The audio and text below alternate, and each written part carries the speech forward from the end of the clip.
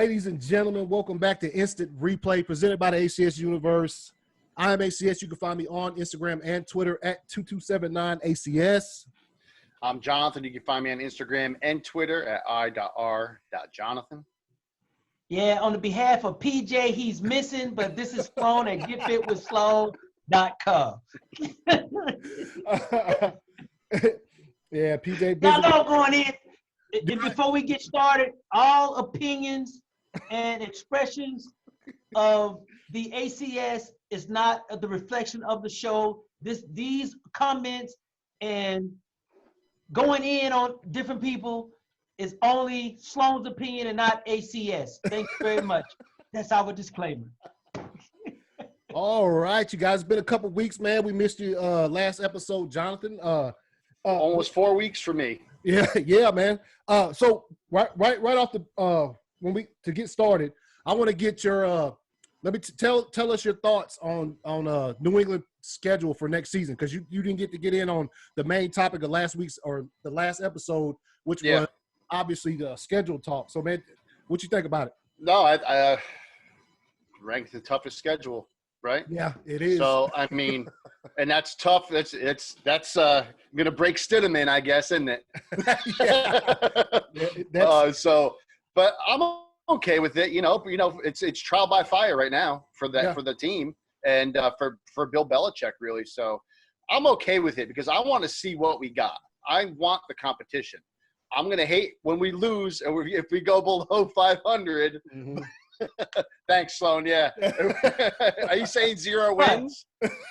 What did I say? I didn't say anything. I'm just saying. I don't know. What does that mean? I actually picked New England to win the division next year. Well, that's one of the questions I had coming up in. I got the 2-minute drill. Okay. So, but anyways, yeah. I don't know, man. It's a tough schedule, but I'm looking forward to see what we got this season. So, I mean, I can't rattle off the games that we got, but if I looked at the schedule again, to reiterate to it, it's a tough one, man. It's going to be rough. It's going to be rough, but we have just as many primetime games as we did the year before and the year before that and the year before that. So obviously the NFL's really keyed in on seeing what we're going to do, and they want to put us out there, with on the TV, so everybody can see what we got.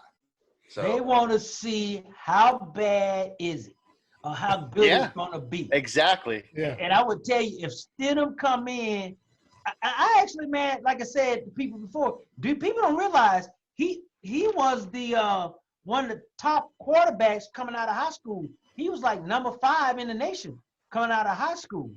I mean, just happened to when he went to Baylor, all that stuff that happened with Art Briles kind of derailed his production. Mm-hmm. Then that's why he ended up at Auburn.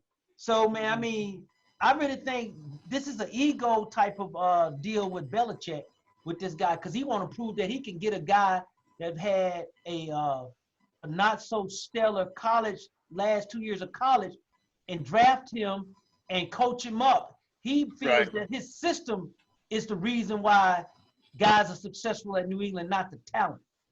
That's only my opinion. Now I could be wrong. We're gonna find out though. Yeah. That's why they got all those primetime games. I think they said something like 7 primetime games. So I'm hoping they're televised. They have more than Tampa Bay? No. It's 5, because you can only have the max primetime games per team is 5. So if it's the max is 5, then but yeah, maybe it was 7. Maybe it was 7 televised.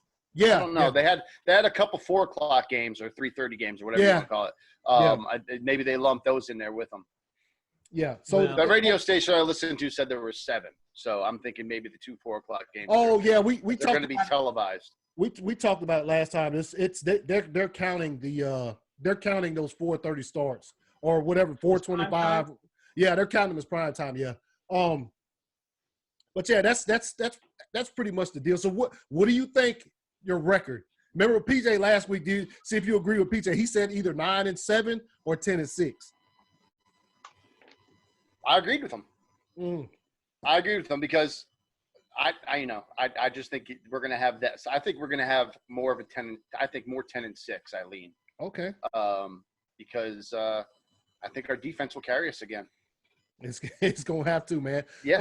But with Stidham, I mean, I he beat our ass one time in college. I saw Stidham a lot because I watch SEC football, so I saw him more than a few times, and he's. I think he's gonna be all right. I think y'all. The way that all the defensive players that played against him in practices and stuff like that, because he's throwing to the second string and all that stuff in practices, right?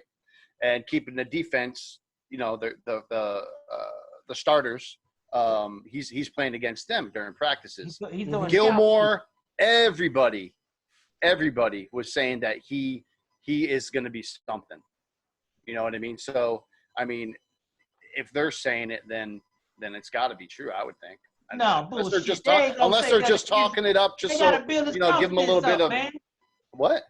You got to build his confidence up. Right. That's what I'm saying. That's what I was trying to say before you talked over me.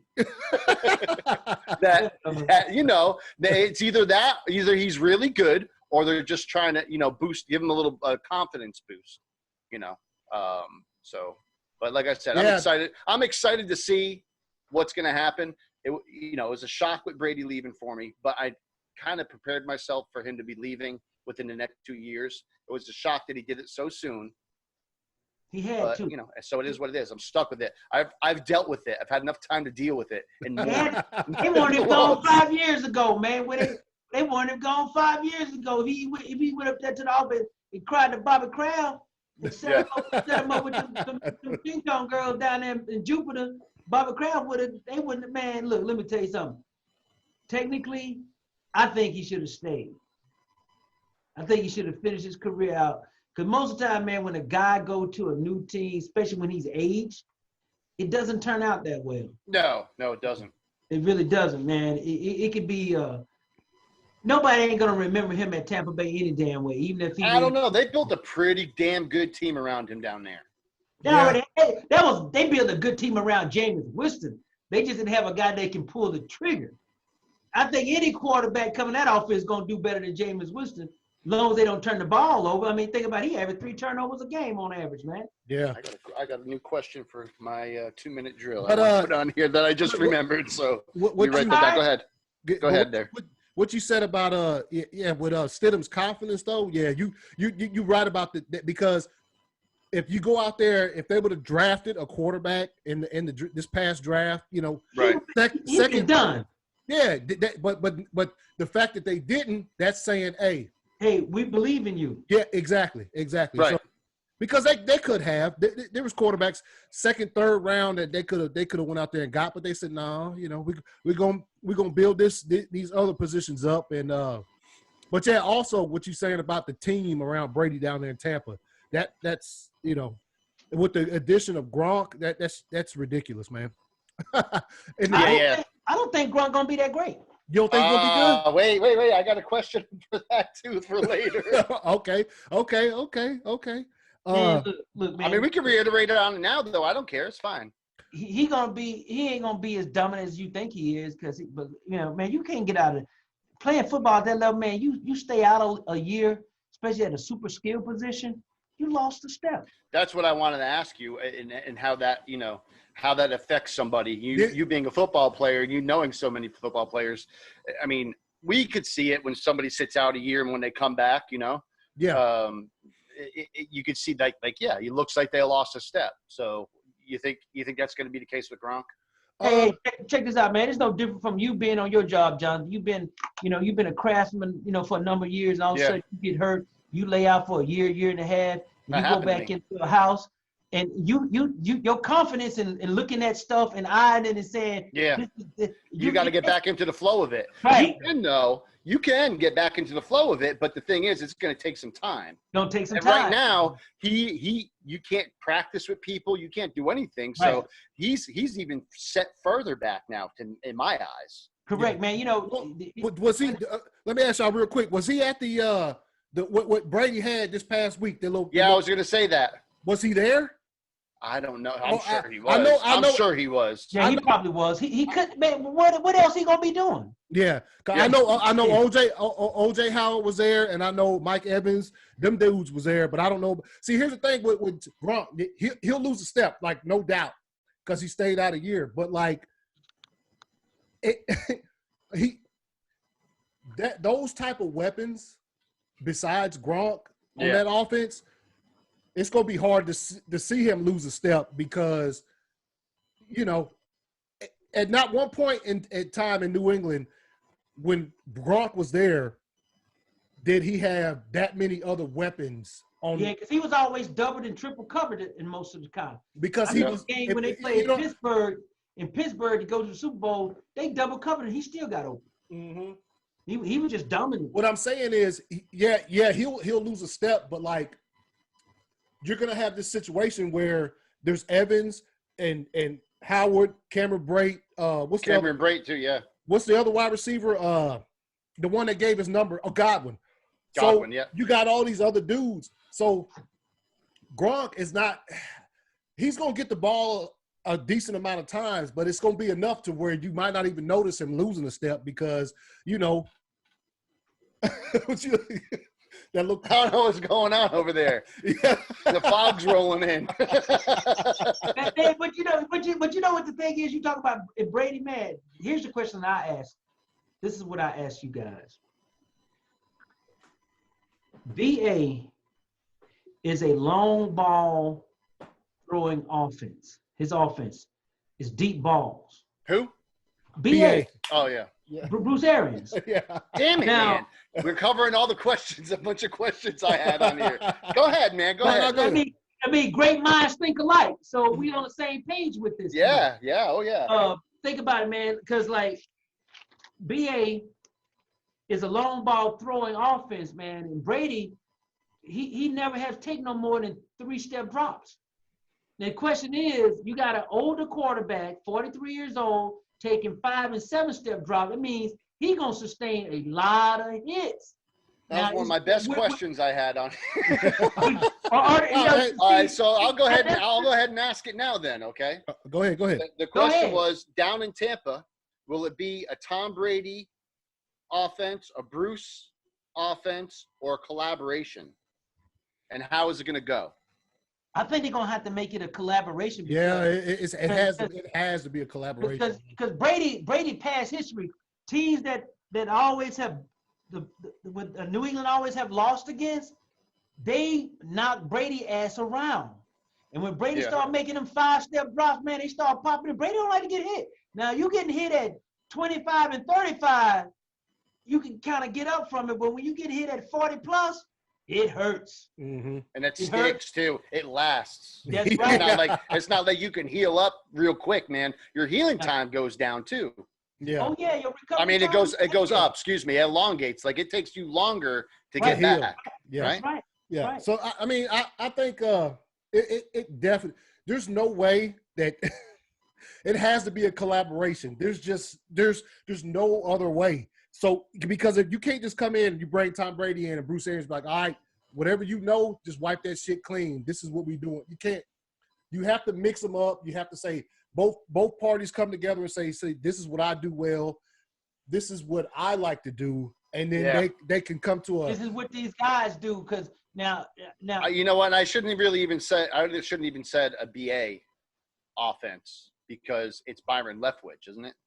Yeah, well, guess who taught Byron Leftwich? Yeah. Huh? Guess who taught Byron Leftwich? Yeah, that's true too. But you know, I think it's going to be a collaboration, but I think it's going to be more leaning towards Brady because keeping him healthy. He is very particular about timing on routes. Mm-hmm. And he has to, so he won't get his where ass you kicked. got to be where he wants you to be, or else you're not going to get the damn ball.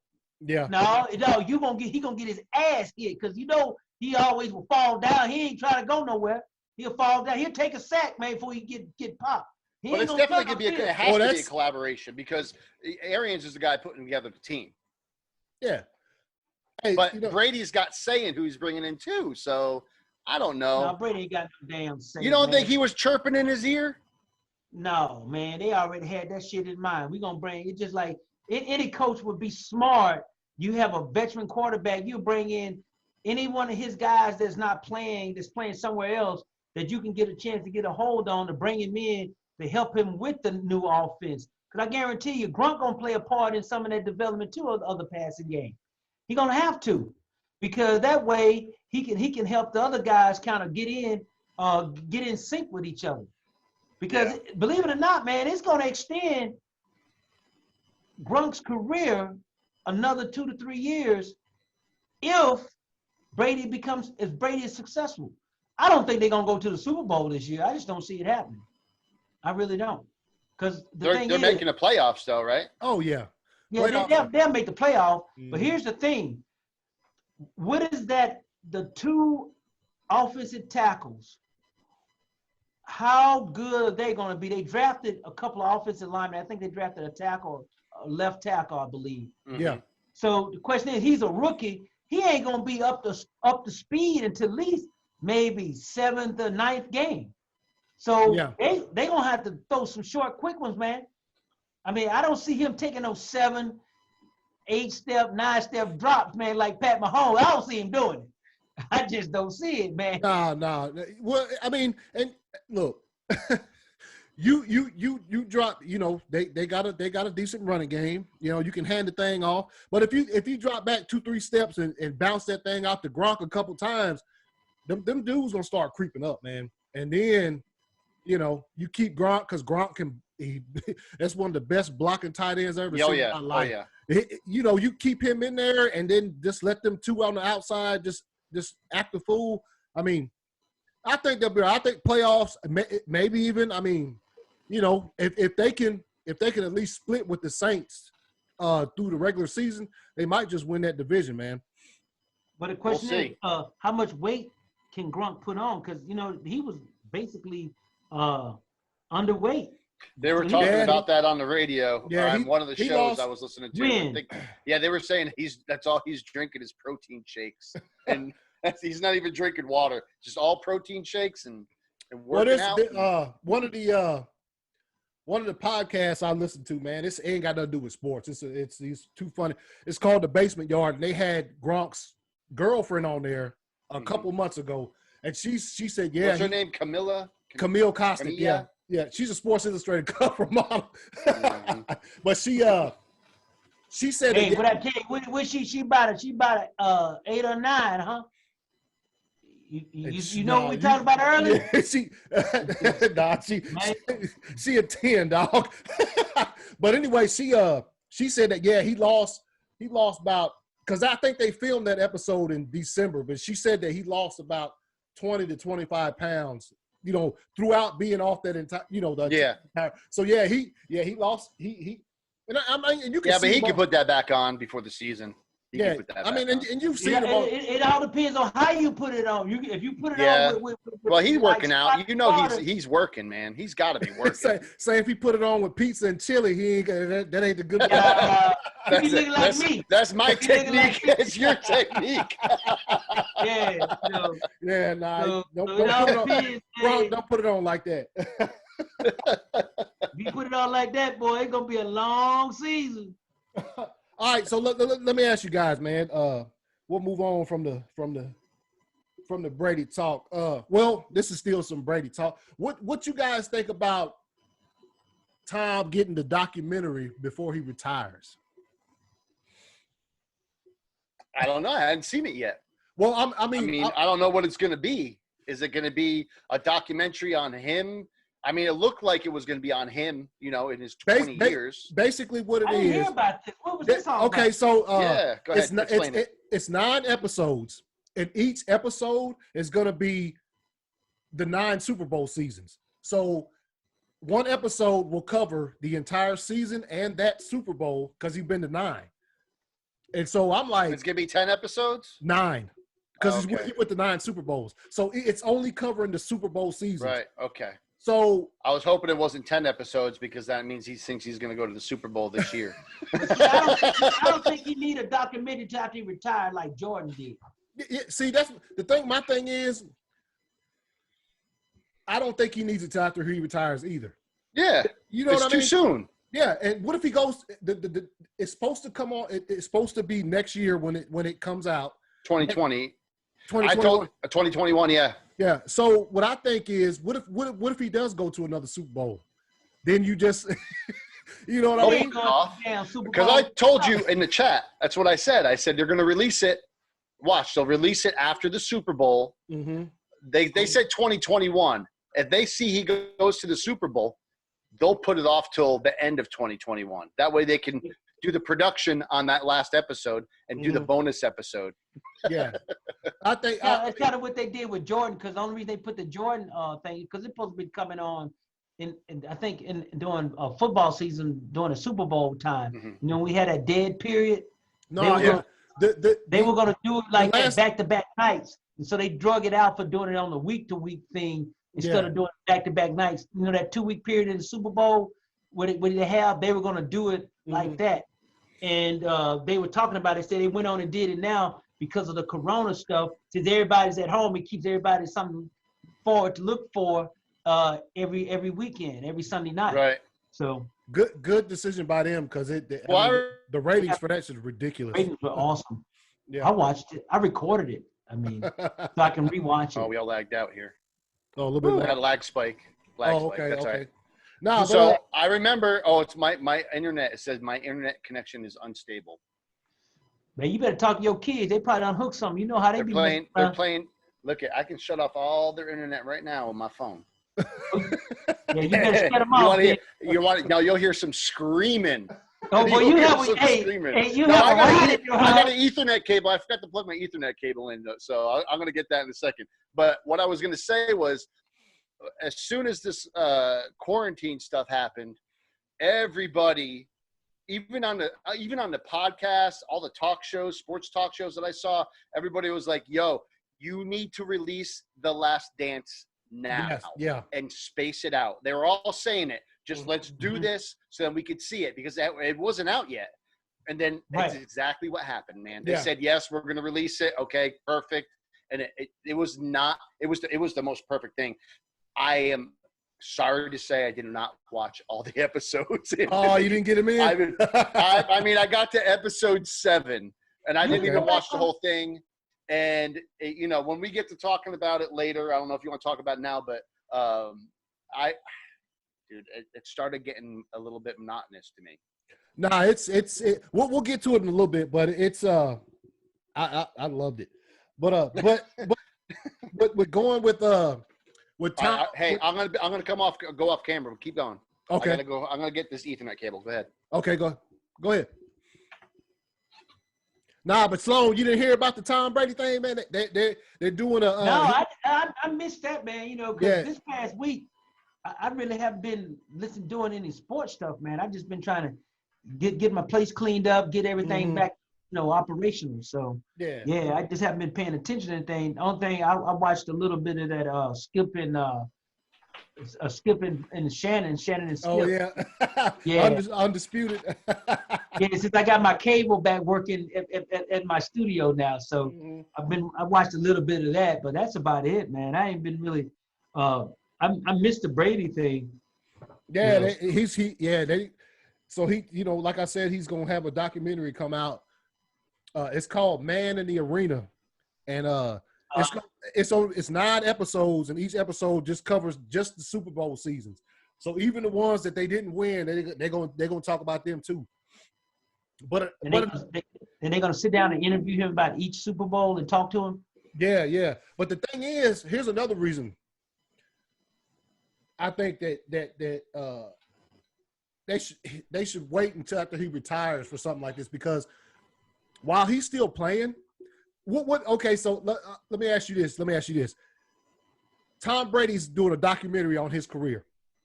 What is the thing about that is the most enticing to you? What's the thing you want to hear the most about? Me or Jonathan? No, anybody. What do you? Tom Brady's doing a documentary about his career. You know what it is. I want to know how he feels about the organization and Bill Belichick and the relationships, all that whole thing right there. See, and the thing is, I don't think you'll get that from him until after he retires. I don't think. I want to know. I want to know how much they cheated. Nah, I want to know about his relationship with Bill Belichick. So what I'm saying is, I don't think he talks about that while he's still playing, because I don't think so either. There is still the chance that he might have to play that dude, or he might have to play against the Patriots at some point in time. Right. I mean, we know this season's schedule, that game's not on there, but if he's got a 2-year contract. So now, he's doing another show with LeBron. Did you see that? Yeah, he's doing an actual show about work ethic and being like the two GOATs. He's doing a show with LeBron. That's going to be coming out soon. Yeah, but let me ask you this question, though, man. Did you hear about that? He's doing a show with him too, and that's going to be released earlier. It's going to be released, I think, coming in a few months or something like that. I'll have to look it up, man. I just heard about it today. Let me ask you a question, man. You really think him and Belichick had a very strenuous relationship? No, I don't. I mean, because everybody try to make it sound like Belichick didn't really have much to do with him and nothing like that. I'm like, man, guys that have been that successful together, man, you got to have a great level of communication. I mean, Chuck Noll and Terry Bradshaw, they had it was coach-player relationship. They wasn't buddies or nothing, but they won 4 Super Bowls together. You got to have some level. Yeah, because look at Parcells and Phil Simms, rather. Man, they literally used to cuss each other out during the game. I mean, look, literally. Man. I mean, okay, so the show is called Greatness Code. It's a Greatness Code is a short-form, unscripted series that spotlights untold stories from the greatest athletes in the world. It's an Apple. It's going to be on Apple TV. Oh, okay. Okay. Now I don't know. So it's going to be. So there's probably going to be more than just LeBron and Tom, right? It's going to be. Yeah, they're going to be the hosts of the show. It's their show. Okay. You know what I mean? Because Tom has his new production company. Out there in California now. And that's what LeBron is. Yeah. LeBron's out there. Mm-hmm. So they're collaborating on this thing. Yeah. So this is where Tom's going. Just so everybody knows, he's got the spotlight on him. He's going to release this show now, and this is where all this is going for him. Yeah, and that's probably. So the show's underneath his banner. The show that he's doing, AC. It's probably the documentary now. Oh man, the guy who's doing that documentary, he's the same guy who produced Tom versus Time. Oh, okay. Yeah, well, it must be under his banner. Then it must be under Tom Brady's banner. July 10th on Apple TV. It comes out, so that's soon. Yeah, that's like a month from now, month and a half. But yeah, right? I can't wait. That's gonna be. I want to see it, but I don't have Apple TV, so I don't use those Apple products. Why not? Apple. Because. That's a lot of stuff. That's all I got to say. Because no, I'm not going to get into the Apple, Samsung, anything else debate right now. Let's not go there.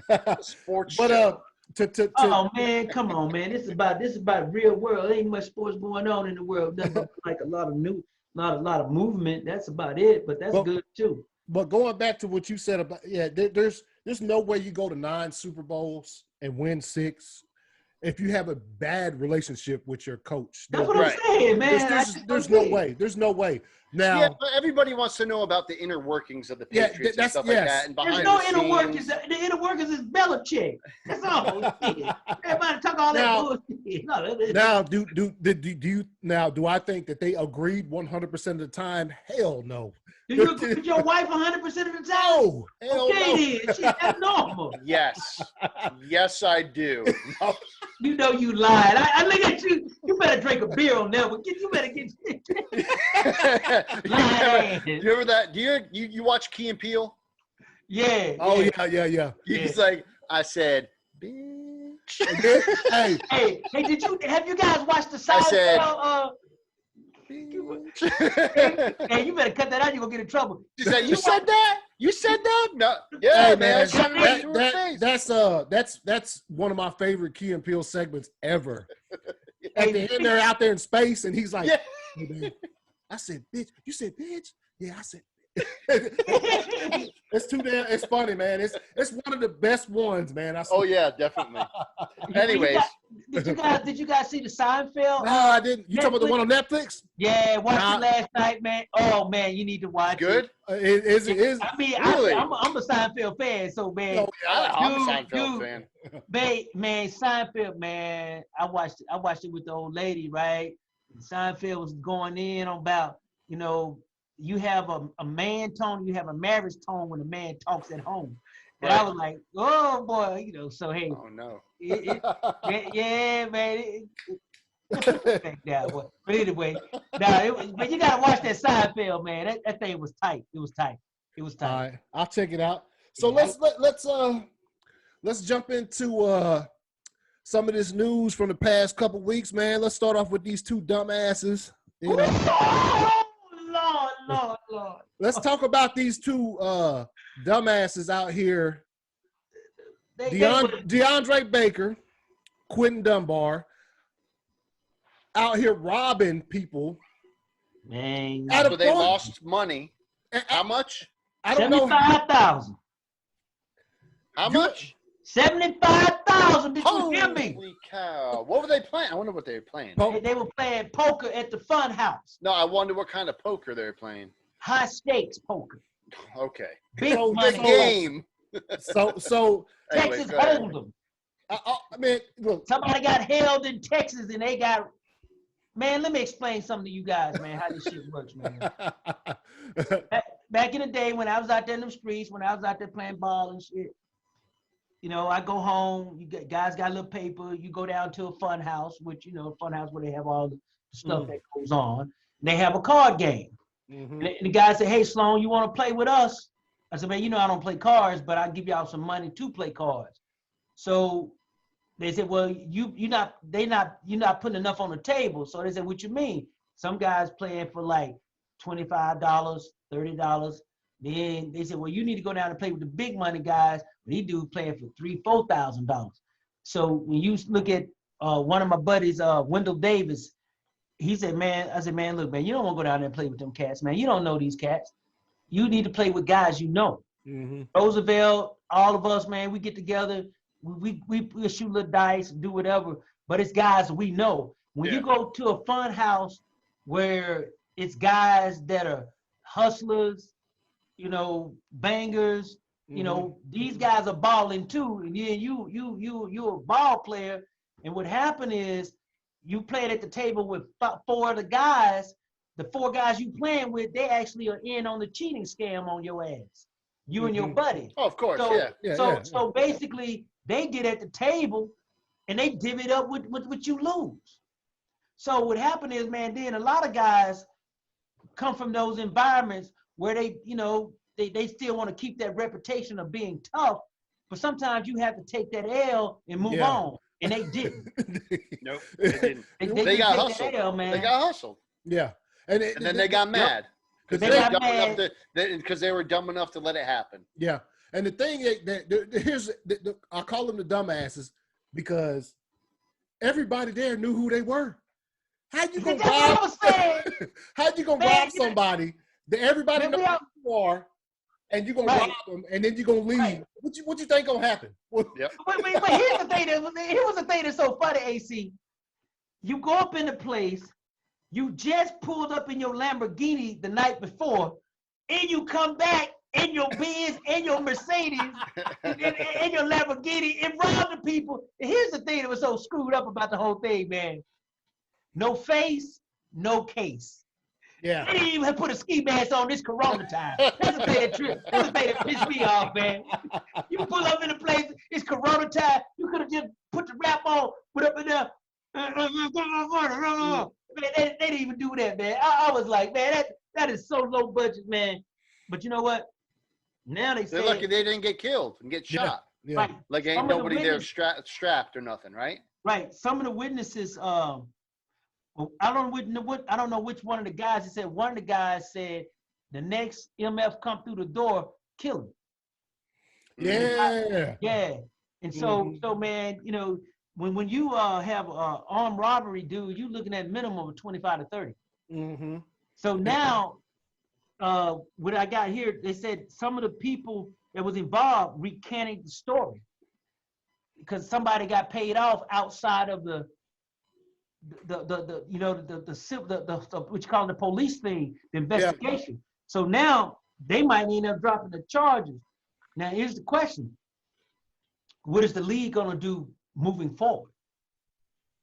You know, they didn't get charged, they didn't get convicted, they haven't went through the court system, but it's just a scandal. What are they gonna do? Are they just gonna suspend them for bad behavior, or are they gonna let it roll? No, I think they're not gonna let it roll. I think because look what happened with Ray Rice. He didn't get charged, but the league still they still no. Ray Rice got charged by the public because when it first happened, he only had a 2-game suspension. Well, no. But what I'm saying is when the league did give him the 2-game suspension, he still didn't get charged. What was it? New Jersey, right? He was in New Jersey.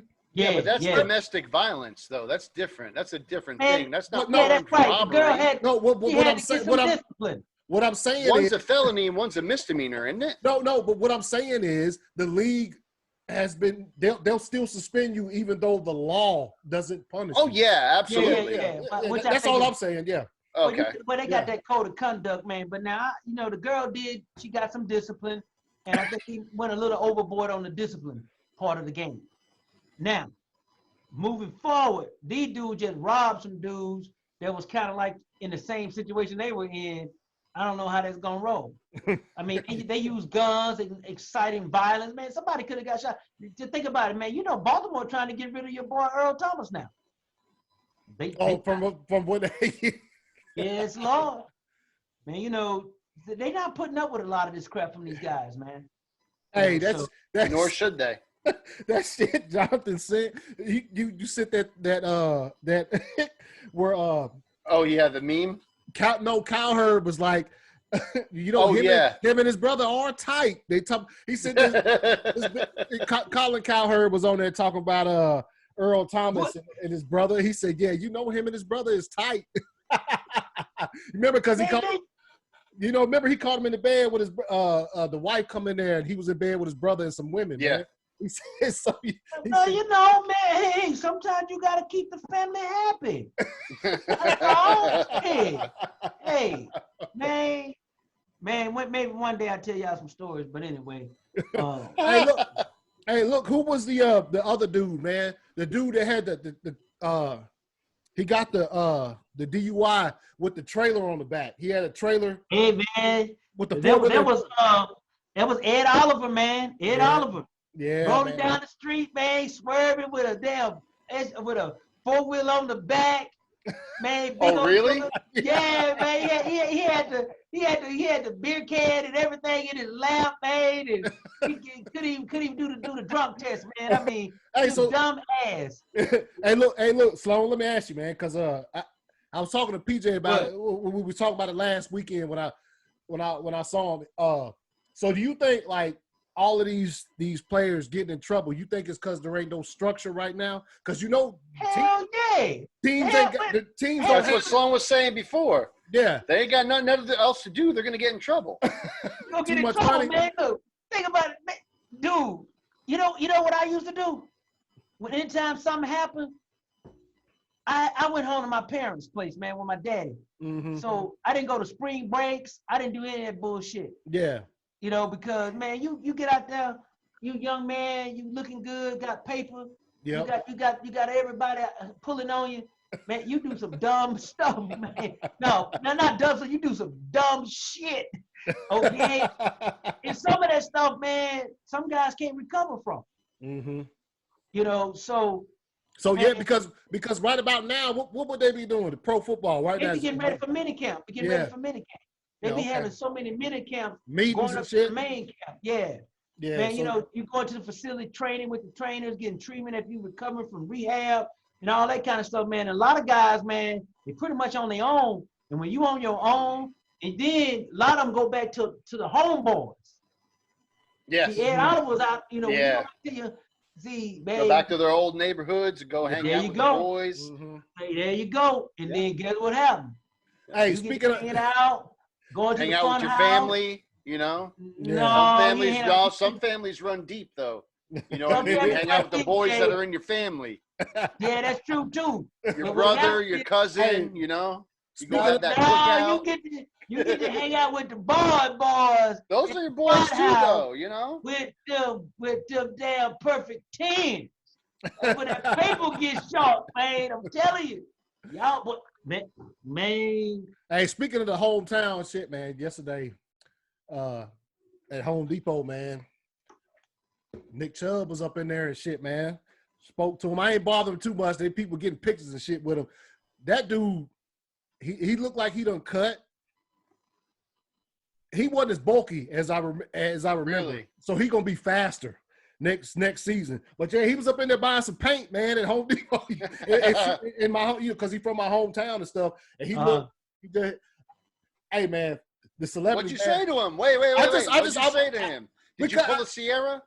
Nah, man, I walked by. I said, "Hey, what's going on, Nick?" Because I had to, when he still played in high school, man. He used to come over to my cousin's house and stuff, and you know. So I just say, "Hey, what's going on, Nick?" And then I didn't want to bother him, man, because some people was, you know how, you know, people was in there with, you know. But he looked he looked uncomfortable, man. Like he was just, because he was standing like he looked like I need to get up out of here, because people started noticing it was him, and But he looked thinner. He was still cut up, and he had on like a tank top. He was still cut up and shredded, but he wasn't as big as he used to be. So I'm thinking, you need to get some instant replay cards made and be like, here, this is our podcast. Yeah, we're right here in Georgia. Come on the podcast. Promoting that, dog. But here's the news. Did you guys hear about the 2 NFL players are suing United Airlines for sexual assault? No. What? That's the news I was telling y'all. I got this for some serious receipt. 2 players were flying from LA to New Jersey a couple weeks ago. You can give us some names? No, I can't do that. They told me not to give out the names. All right. They told me if I give out the names, I won't be privy to any more information. Yeah. Okay. All right. So go ahead. So we sitting around having Signify Friday, and they said the 2 guys were on the plane, and so happened the seat. The one lady was sitting on the window, and the other guy that was sitting in between, and another guy was sitting on the other seat. And I'm thinking, how the hell they flying coach? They should have been flying first class. But then I realized they were flying first class, but the other guy was on the seat in the other aisle. So the woman sitting next to the dude, sits next to the other player, she started rubbing on his chest and said, I want to see what your package look like. Is it true about you, Kai? So I was like, what? And she said, so I'm thinking, the only reason the 2 NFL guys are suing the airline because the girl probably was ugly. Oh yeah. If she was this, then you ain't. You ain't pressing charges. No. Dude, I put it like this here. He was describing it. She was rubbing them in the groins and trying to, talking about, man. But they're suing the airline? When it was the girl on the plane. Because what happened was, for us, what I was told, the players told the flight attendant that the lady was sexual assaulting them. Yeah. And they laughed at him. So I'm thinking, these were 2 brothers, right? These were 2 bros. And the other girl, the lady, she was non-melanated because she wanted to see was the myth true. I mean, but you know what? That could be like taken as a joke. You know what I mean? By the flight attendant, like, oh yeah, she's sexually harassing me. Yeah. And then they're like, yeah, it's a joke. Right. They laughed it off. Then the girl, then what happened was when the players did not succumb to her advances, she started yelling and screaming and talking trash about him. Well, you scared, blah blah blah. See, let me tell you something, man. I was telling the guys when we were talking about it, at the studio on Friday, I said, man, you know what? Say, what if one of those players would have groped that woman and she knew they were ball players? It'd been all over front page news. You ain't hear nothing about it. You hear nothing about it? I didn't hear nothing about it. Yeah, man, it's true, man. I was just like, when I was told this, I didn't know what to say. And I usually have an opinion about a lot of stuff, man. I was like, I said she had to been, only thing I said, she had to been ugly, she had to been a bufferilla, or she had to been an adjustable 5 or a 6. I mean, because she was a dime. She had to be an adjustable 5, maybe a 6. Yeah. I mean, man, come on. Man, you don't hear about no woman sexual assaulting a damn NFL football player. 2 NFL football players. Man, it usually be the other way around. You know, and they say the lady got mad, got crazy, got belligerent, and this she blamed it on the alcohol when they landed. Oh, of course. Yeah. Maybe she was popping a couple pills or something too. Yeah, man. Probably. I thought that was messed up. Like a lot of people do when they fly, you know, they'll take something, you know. Mm. Yeah, so they can then they sleep. drink, and then it's forget it, man. Yeah. They don't know what's gonna happen. You know, that happened to us one time. We were on a flight to Germany, man. A guy was groping a woman behind us, man. I got up out of my seat and intervened, man.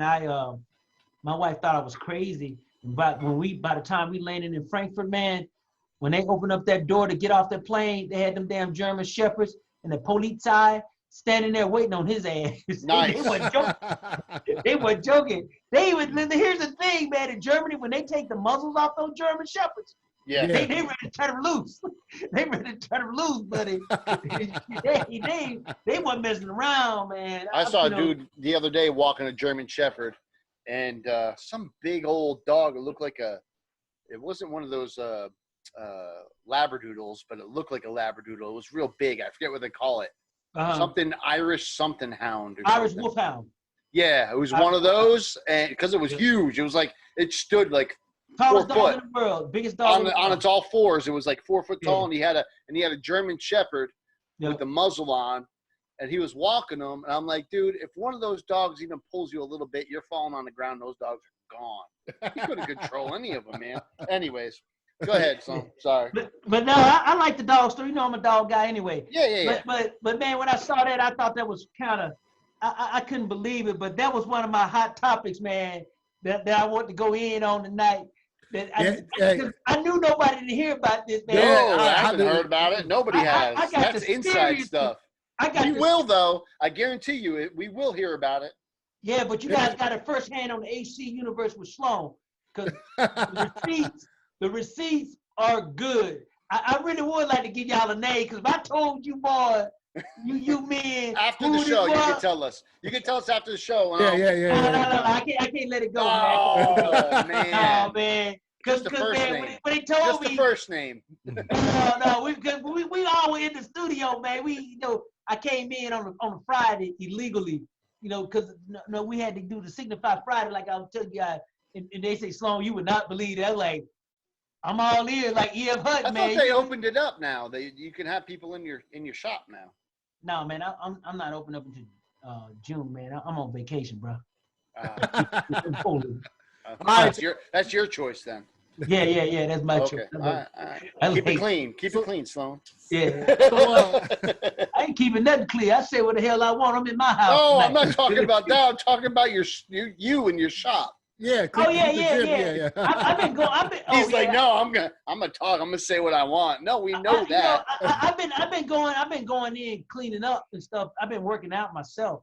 But then on Friday, we had our Signify group came in on Friday. I thought your brother was gonna come by on Friday, so he can see the group. He didn't. It's Signify. No, he couldn't. He said he had to go to another site. So I had the group there, man. We ready. We signifying hard. Oh, man, I got some videos to show y'all, man. I'm going to send it to you, boy. Oh, my buddy got a new cleaning lady. Oh, my God. All right, y'all. Let's I got one more. Go ahead. Man, why your boy get to have a news conference, try to justify his pissed offness, try to pretend like he's a team player for the Green Bay? Aaron Rodgers getting on TV, having a news conference. Man, no. can you believe that bullshit? Wait a minute. I know you got a comment about that. No, when did he have a news conference? I didn't see that. I know he was on.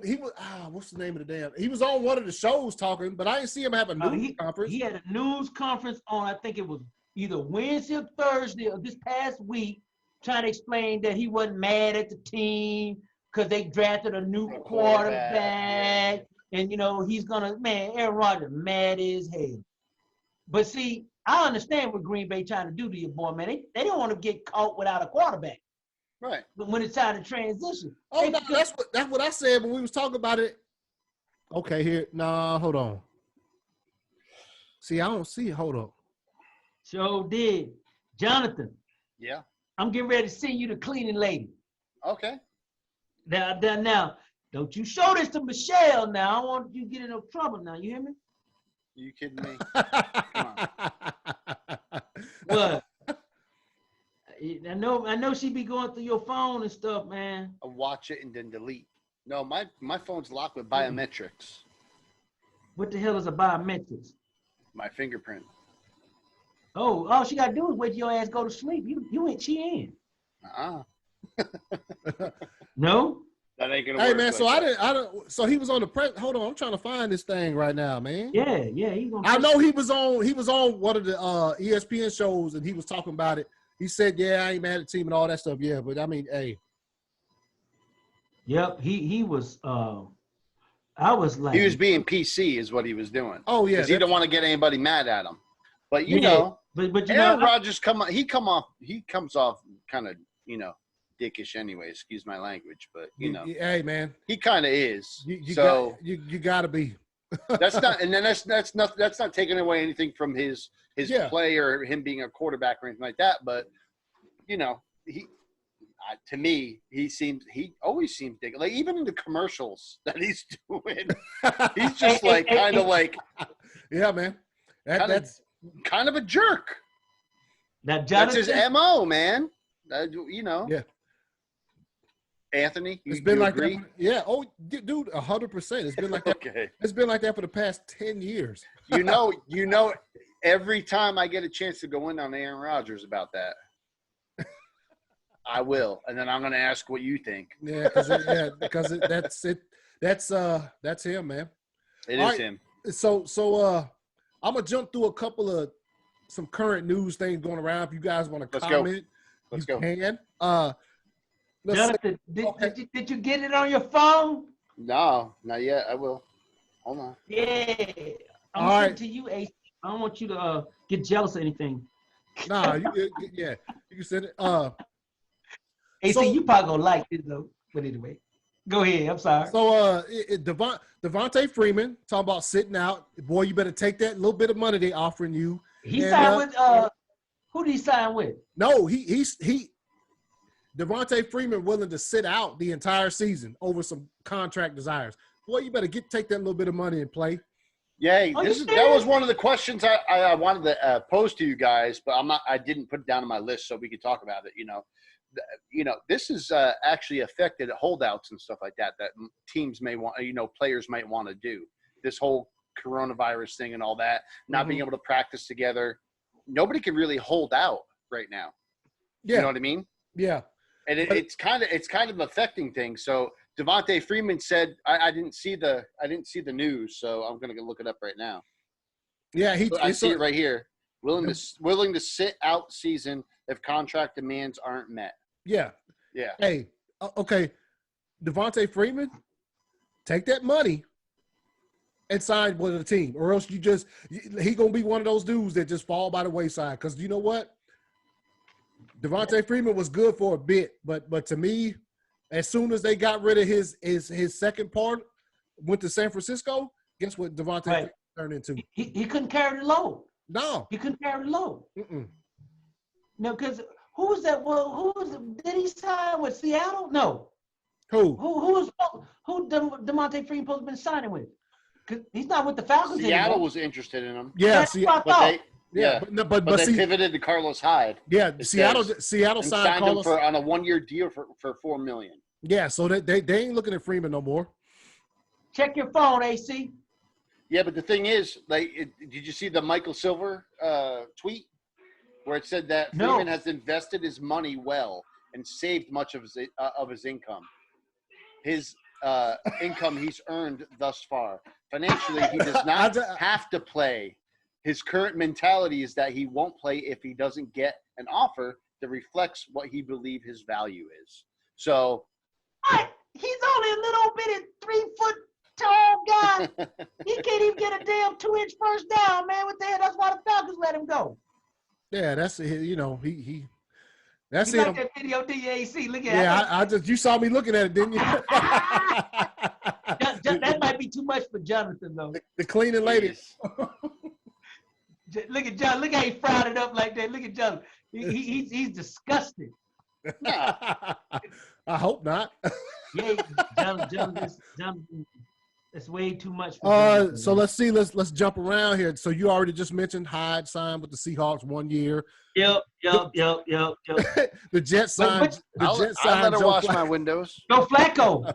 You say what, John? She washed my windows and my mirrors and stuff. That's what I'm saying, man. That's a new cleaning lady, man. That's how the boy be rolling. I was like shocked. I'm like, man, he ain't married or nothing. Actually, she's not doing a very good job, though. She ain't there to do I wouldn't hire her. Job. Nope. She ain't cleaning nothing. Yeah, she cleans pipes. That's all I got to say. Fired. She's fired. You got to have some elbow grease into that, man. She says she clean pipes. She don't clean right, man. She don't leave no exhaust either. That's all I got to say. Stop. Listen, it ain't no good if you got to clean up after she leaves. I know that, right? But you don't have to give us, but anyway, man, I can't put that on YouTube, man. We get in trouble. But anyway. Yeah. Joe Flacco signed 1 year deal with the Jets. I mean, they might release him after training camp. He's gonna have to compete for the backup. Yeah, he is. Hey man, how you go from Super Bowl champion quarterback to how long ago did he win a Super Bowl? Shit. 10, 15 I was still in the military when he won the Super Bowl. Okay. It was like 2011. Wasn't it 2012? So why he want to stick around? Do you know what happened? And I will admit this. That playoff run, that year they won the Super Bowl. Yeah. Joe Flacco had watching that shit myself, and I was overseas watching that shit. Dude had a phenomenal playoffs. Phenomenal. Right. I had it's very few quarterbacks I've seen play that good through a playoff stretch. Right. That's the only thing that he has for his entire career. That's it. And did he sign that big ass contract and got paid because of that playoff stretch? But besides that, nope, did nothing. And then Lamar Jackson came in. It was over. Yep. He knew his time was up. Then he went out to Denver. He couldn't even get the win the starting job out there in Denver. Right? That's what nothing to do with. Well, he started the first couple games, but after once I don't know how many years I wasted on Flacco in my fantasy football league. Man, I just lost it every year. That's why they used to call him Wacko Flacco, man. But he had an arm though, man. Dude came from Delaware College. And win the Super Bowl, hey man, you got to get a boy some credit. Yeah, like I said, that I'm telling you, that stretch of games, because they had a bye for the first round, so he only plays what was it, 1, 2, 3 games. Yeah, he was like a damn Hall of Famer for 3 games. For 3 games, he made the Hall of Fame. Hey guys, what do you guys think about Dak Prescott? Talking about he want $45 million a year. Nobody has nothing to say. Look at that. I was waiting for this to come up. Oh, I got some more to come up tonight. I gave AC the rundown tonight. You let me know when we're gonna do 4 downs. All right, I'll let you know. But we go at news, man. I mean, that's a lot. I got a lot of news to cover tonight. So is that true that they offered him a $175 million contract? Over how many years? And what was guaranteed? It was 5 years. 5 years, 175. How much guaranteed? We don't know anything like that. 105 guaranteed. to be quite honest, 105. it doesn't matter how Yep, much it was 105. guaranteed. 105. In my opinion, it doesn't. At 175 million, it doesn't matter how much was guaranteed. But you take that damn money and go play some football. Yeah, but with the cap the way it is now, and if he got franchise tagged every year right now, you know how much he's making with the franchise tag? Yeah, He's making like 31 million, 31.75, and then next year it's just going to go up more. Next year he'll make 30, even if he gets franchise tagged, it will be 36. The cap goes up, I think, $150 million next year. Right. So, I mean, by the time he gets to that 5 years, even if can they franchise tag him every year? No. You can only do it twice, right? Yeah. That's how Kirk Cousins got out of Washington, because you can only do it twice. So, Kirk Cousins got paid. Dallas is just trying to do it because they don't believe in him. Jerry don't believe in him. And like we talked about last episode, that's why they got Andy Dalton. Andy Dalton ain't a bad guy to go back to. Because Andy Dalton had one, and he been in the Pro Bowl a couple of times. So that's why Baby Jerry said, "Look, I can sleep good at night if he doesn't show up at camp." That's the thing, though. I mean, Dak, he could just not show up, right? But guess what? Yeah. Nobody's showing up right now.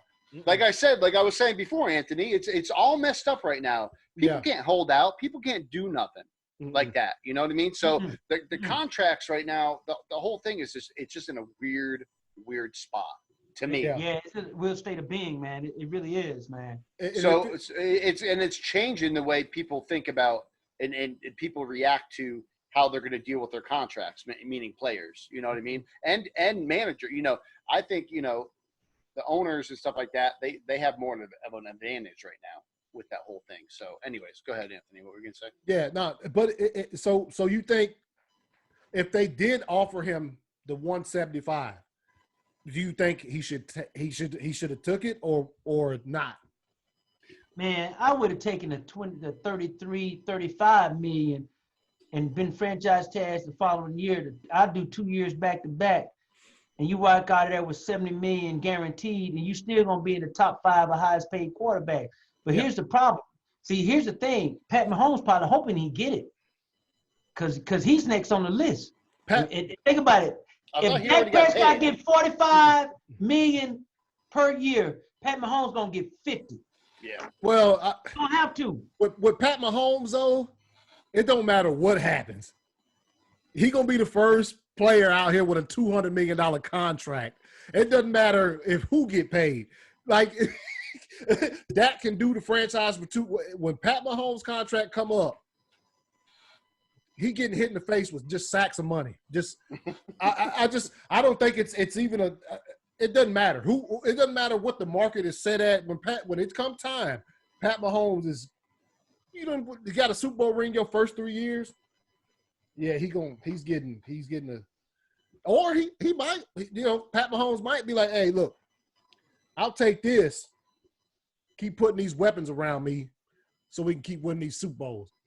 But see, but here's the thing with Dak Prescott problem is he doesn't want to, we were talking about the 3-year deal, the 4-year, the 5-year. He doesn't want a 5-year deal. No, he wants to get, he wants to go 4 years and get another big contract. So of course. But if you go 5 years, that big contract probably won't happen. Yeah, that's what he's trying to bank on. He's trying to be smart about it. But man, look, I don't think he wants to be in Dallas. Hey, but so he can go somewhere else and get the money and keep on rolling it over like that, like you're saying. I would stay in Dallas because Jerry ain't gonna freaking do that with him. Jerry's gonna be cheap because he's trying to build a team around him too. He can't put all his money in one basket. Yep, but the thing is about overpaying a quarterback, just like they did in Green Bay, you can't get no talent in him. That's what happened to your boy up in Indianapolis. That's what happened to Peyton Manning at one time. He was taking up most of the. Hey, my boy. No, I'm just saying. I'm just speaking theoretically. I know what you're talking about. Yeah. I'm in Tennessee, but he ain't my boy. When you get a guy that takes up more than half of your salary cap, man, it's hard to bring in players. That's why Tom Brady, he took pay cuts and he didn't get paid very much at all during He's holding 20 years over in New England. But then when it's coming to the end of his career and he wants to get paid, guess what? He's going to leave. Mm-hmm. They still didn't put a lot of talent around him, man. Tom Brady has done more with less talent. Oh, absolutely. The best year he had was with Randy you would Moss. say that, but I mean, if you look how it was spread across the team, you know, they tried to shore up everything on all facets, especially special teams and defense. You know what I mean? Yeah, I because understand Tom that. Brady was so good that he didn't need to have the best receivers. Although when he did with Randy Moss, what happened? They broke records. But think about it in the latter years of his career, last 3 years of his career, he was okay, but they didn't have no talent. They couldn't separate from nobody. The only thing that kept them in, the defense has been really good. That's what I was going to say. The defense. Defense. Yep. And that's probably, you know, honestly, that's probably, I mean, that'd be part of the reason why he you know, he got out of there because, I mean, if you take pay cuts so that they can make the team around you better, and then they're not doing it. Yeah. Yeah. Then he's like, you know what? I'm gonna go on about my business. You know. Yep. So that's probably part of it. I mean, there's a gazillion reasons, which is why I said earlier. That's why I don't think Tom Brady do a documentary till he retires, so he can really talk about the good shit. Yeah, that's what I'm saying. I want to hear the dirt. Oh, we will though. We will. This ain't gonna be the first documentary. Yeah. No, man. You know what? Let me tell you something, guys. Guys that play ball, they don't talk about the good stuff, even to the public, unless you're into the inner circle. I mean, just like a lot of stuff that we talk about off camera, that I don't, you know, it's like some stuff we talk about, like the former Green Bay coach. You know what I'm saying? You know, remember that night when Roosevelt called Eminem? No, don't worry about it. When Mike remember McCarthy? the night when Roosevelt called, when I called Roosevelt, but we didn't talk about it on the podcast. When he was talking to us on the phone, that was a little bit more private stuff. Mm-hmm. And because once you start talking about private stuff and word get out that you ratted some of the stuff that nobody's supposed to know about, man, you don't get a chance to be in the inner circle anymore. You don't get a chance to go to the hangout. But I will say this about basketball. One of my good friends, I'm gonna call him out because you know I don't give a rat's ass because he's cool anyway. Paul Pierce? No. I went to school. He's been in the news a lot lately. So. Yeah. You gotta tell about that one. That's basketball though, but this is basketball too. I went to school. I went to school with Stacey King and Mookie Blaylock. Mm-hmm. Okay. And we all were in the same dorm area and stuff, and we talked and stuff like that. And Stacey King was playing for Chicago Bulls. He was drafted by Chicago Bulls, right? Yeah. You know why Jordan really hates Isaiah Thomas, man? It's over his ex-wife. That's all I got to say. Okay. That's all I got to say. We'll leave it at that. You said what? I say okay. We'll leave it at that. they didn't even put that on the damn Last Dance. Mm-hmm. Now I'm gonna tell y'all this. This is real receipts. Colin Kaepernick, the reason why he left damn San Francisco, it wasn't because of no damn getting on your knee for no flag. One of them boys on the team, he was poking one of them boys' girlfriend. They got to a little scrap. Just like that boy up in Seattle, who you met his new wife. You know what I'm saying? That's all I'm saying. The real receipts, dog. So everybody think they be knowing, but when you get the right receipt at the right store, ooh, that's all I got to say, baby. Anyway. So back to the Dak Prescott thing. I mean, yeah. Do you think he should have taken the contract if the rumors are true about the 175? I think. Over 5 years, no. If that's not what he wanted over 5 years, I don't think he should. But that's what he was asking for. You can ask for a lot of people want to go to the moon, but they can't. I thought that's what he was offered. Was 175. He asked for it. Oh, see, I thought they offered him 175 and he didn't take it. Because see, that wants 4 years. The Cowboys going to do 5 for the obvious reasons we've already talked about. Right. I mean, you know, what's the number one risk with taking a franchise tag? You might get hurt. That's the number one risk with the franchise. Not only that, though, a lot of players. The players everybody get hurt when you're playing any damn way. Yeah, but the franchise tag, the players take that as an insult. It's not an insult. I wish I was playing No. now. I'll take that. I mean, that's what I'm saying. $31 million. I mean, I'm good. I'll do it. You know what I mean?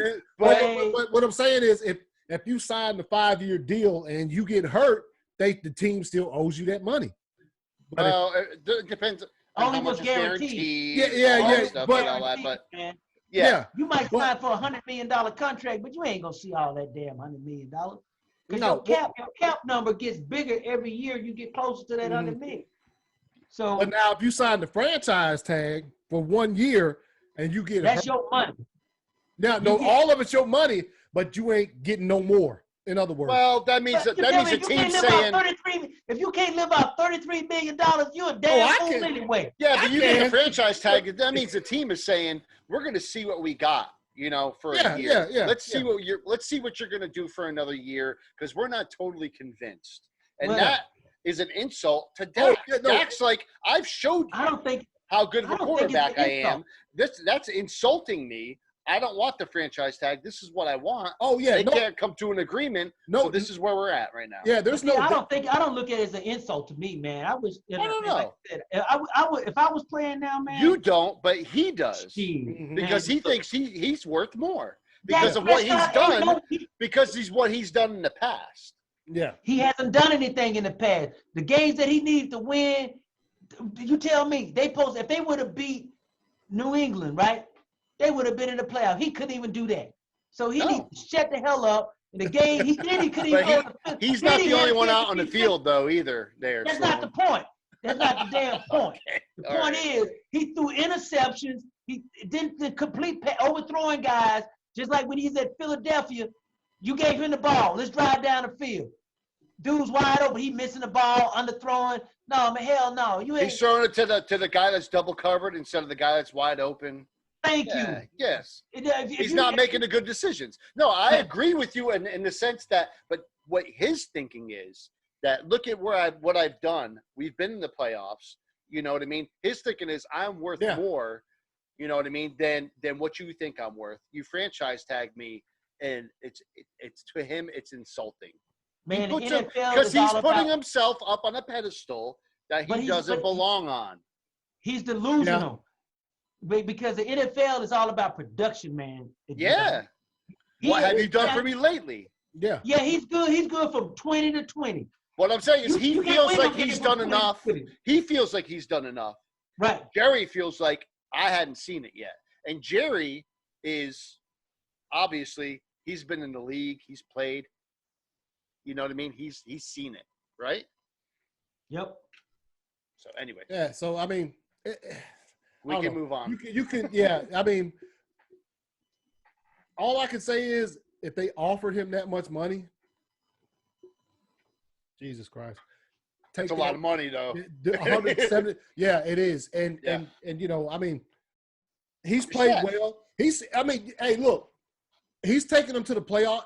His entire time in the league, he's taken them to the playoffs just as many times as Tony Romo did. And Tony Romo was there for how long was Tony Romo the quarterback? Oh, I don't even know. Exactly. So but Tony Romo didn't win any playoff games, though. No, he didn't. But I'm saying Dak has taken him to the playoffs just as many times as Tony Romo did. And Tony Romo's long, whatever, he was there 10 years or whatever. But yeah, so Dak will do what he does. Hey y'all, I need to take a break. Dak will do what he does. I like that. And Jerry's going to do what he always done. All right, so among a bunch of news that we've talked about that's happened over the past couple of weeks in sports and things of that nature, the NFL had proposed a new, I guess a rules package. Yeah, a rules package where they offered advancing in the draft for picking for hiring minority coaching or general managers in that nature. I just that didn't work for me. How come it didn't work for you? I mean, look, man, because if you hire a minority coach, how can you tell if it was because the coach is a good coach or because you want to meet the quota so you can move up in the draft? How can you separate the two? In other words, I didn't like that at all. Jonathan? I didn't know that was one of the rules. I didn't hear about that yet. So the minority they proposed coach. You have to. This house all still has to be voted on by the owners, correct? Yeah, but some of the owners proposed that as a collective group. Right. Well, they do that every year. So I mean, the owners propose stuff, and just like the onside kick thing, that was proposed 2 years ago, I think, by Denver. So, and it's just now they keep reiterating it, every year. But the minority coach thing, I did not hear about that. So you can go ahead. Yeah, it was if you hired a minority coach in any capacity, whatever coaching position, you got to move up a few slots in the third round. But if you hired a minority GM, you got to move up like 8 slots in the third round. None of this changes take place in the first or second round. It was all third round stuff. But it's kind of a weird. That's a weird rule. To me. Yeah, it's just kind of like wishy-washy. Well, what if you already have most teams already have minority coaches on there? So what does that mean? Well, I will tell you this. There's a good friend of mine who used to be a GM. And he told me one night sitting out at his house that if he was an owner, he would never hire a white head coach. His head coach will always be black. Because he said, why would you want to hire a guy that don't look like majority of your workforce? And I'm like, I get it. But then, as I said to him, my argument is this. You probably would never have as many melanated, I don't like to use the word minority, first of all, because with the word representing its true meaning. So me, I'm not less than nothing. I'm just as equal as anybody. Yeah. Okay, that's real motherfucking talk. Okay, now, like I told him, I said, here's the problem. I don't even get upset with the NFL because they don't hire a lot of melanated coaches. You know why? Most of the people they come in contact with look like them. They're comfortable with them. So they're going to hire people that look like them who understands their culture. I have no problem with that. I get it. But when you start trying to tell people who own something who you can and cannot hire, I have a problem with that. Yeah. Yeah. I do. And getting advantages from it. You're getting an advantage from hiring a said minority coach. I know you don't like the term, but I'm going to use what the term they used. Yeah. You don't agree with getting an advantage because of that? No, I don't think that is an advantage. I think that is a detriment. Well, moving up in the draft is an advantage. No, I don't think so. Let me tell you why. Because what happened is whomever that coach is that's melanated, you usurp his power. Because you said, did we get this guy because the coach, or did we get the guy because of the talent? You know what I mean? Because like AC was saying is, you take away a coach's power when you do that. When you hire a coach just to get that extra slot, I think that should never be in a way to get a coach, man. I think right, and that could be possibly hurting your team depending on the coach. Yeah, because you look at. I agree, but like man, how why we want to listen to him? He didn't even earn his job. So what I'm saying is, man.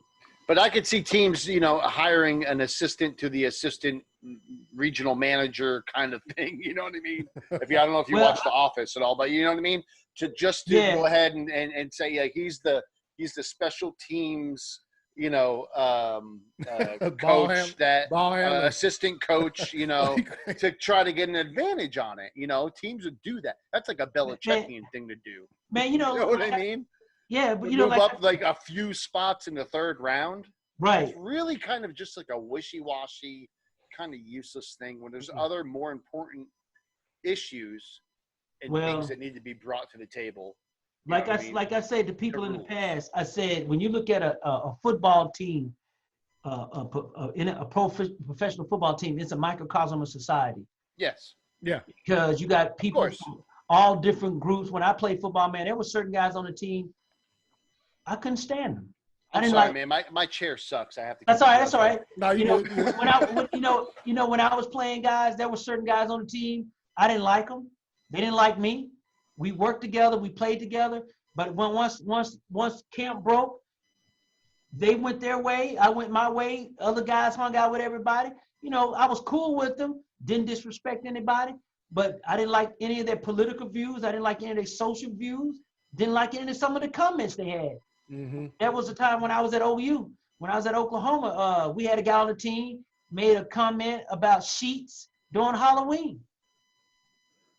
Believe it or not, man, we had a Coach Switzer came out in the middle of practice and blew the whistle and called us in front of the guy out in front of everybody and kicked him off the team. Everybody was like, oh, man, it was brutal. Man, Switzer did not. Man, let me tell you, there's some coaches just ain't gonna put up with that. Mm-hmm. And like I was saying about the ownership and coaches being hired in the NFL, man, until you get more owners that are melanated in the NFL, right? This thing would never change. I like that. Sorry, it was like every can I grab is like blending in with the background. So yeah, I know. Now why? How come it's doing that? Because it's green. Yeah. Anything green will, because I have a green screen behind me. Anything green will go ahead and just, it will look like it's like. It takes it out, in other words. Yeah. So anyways, go ahead with what you were saying with Barry Switzer. No, but what I love when you talk about him. We had him on the show, by the way. Go back in the podcast, everybody listening right now. Yeah, he did. Hey, remember he called. We had him pop in, man. So it was good. It was unexpected. So what was that? We are talking about. Remember we were talking to Yeah, he was with Coach. Yeah, he jumped up. Yeah, remember he had the phone to he said he remembered you. I didn't hear what Jonathan said, but what I'm saying is, man, when you come from an environment like that, and when these guys are billionaires, man, they deal with a whole different level of thinking, man. So they're gonna hire guys that are comfortable with them. People get upset about it. You look at presidents in their cabinets. Presidents that in their cabinet, people they are comfortable with, who they trust, they're gonna hire. It might not agree with the general population, but it's gonna be guys they trust. Just like if I was an owner of a team, I would probably have a very eclectic group of people because I'm friends with a lot of different people, different races, different economic level. So I would have I mean, but I would think most teams are going to hire coaches upon what they're going to do for the team and how they're going to be able to do, what they're going to be able to do for a team. I don't think they should get an advantage just because, he's one race or another. I don't think that's right. Yeah, because I don't think teams think that way. Right, and when you start, I don't think ownership thinks that way. You know what I mean? Yes and no. Believe me, I know what I'm talking about. Okay. Well, tell me I'm wrong. That's why we're here talking about this stuff. I will have to tell you off camera. Some of the things have been said in meetings about some of the players that are melanated among these group of guys will blow your damn mind. Really? But oh yeah, and I got receipts. But here's the thing, the biggest thing that nobody talks about with this coaching thing, man, it really has nothing to do with the owners. Zero. It's the agents of the coaches. There are 2 agents in football right now that has most of the coaches. So, and the coaches that they do have, they are not melanated. And I'm gonna give the guys names out there. I don't care if whenever I run into them again, they can kiss my. But anyway, Jimmy Saxton and Bob Lamont. Jimmy Saxton has 1/3 of the coaches in the SEC under contract. That's a lot. Yes. That's 14 teams in the SEC. He has 11 of them. Oh, shit. That's right. So when you got a guy that has that many coaches that he represents that are non-melanated, guess what happens? They're gonna get the top jobs, and it's the same way with Bob Lamont, NFL. They got all the top coaches, and so what happened is, man, they are pushing their guys. They have a relationship with the owners. You got to think these guys have been in the league 25, 30 years, being agents. So any new coach that come along that's hot, they represent, so they pushing it. So the problem is the agents is the problem when it comes to the coaching hire in this league. You know, and I posed that question to the person I was talking to when we were talking about this, and he looked at me like, where did you get that from? I said, don't worry about it. You know, I talk to a lot of people in this league, and I talk to a lot of people around the league, guys, you know, former guys. So when I was told that, the first time I was told that, I was actually having lunch with somebody.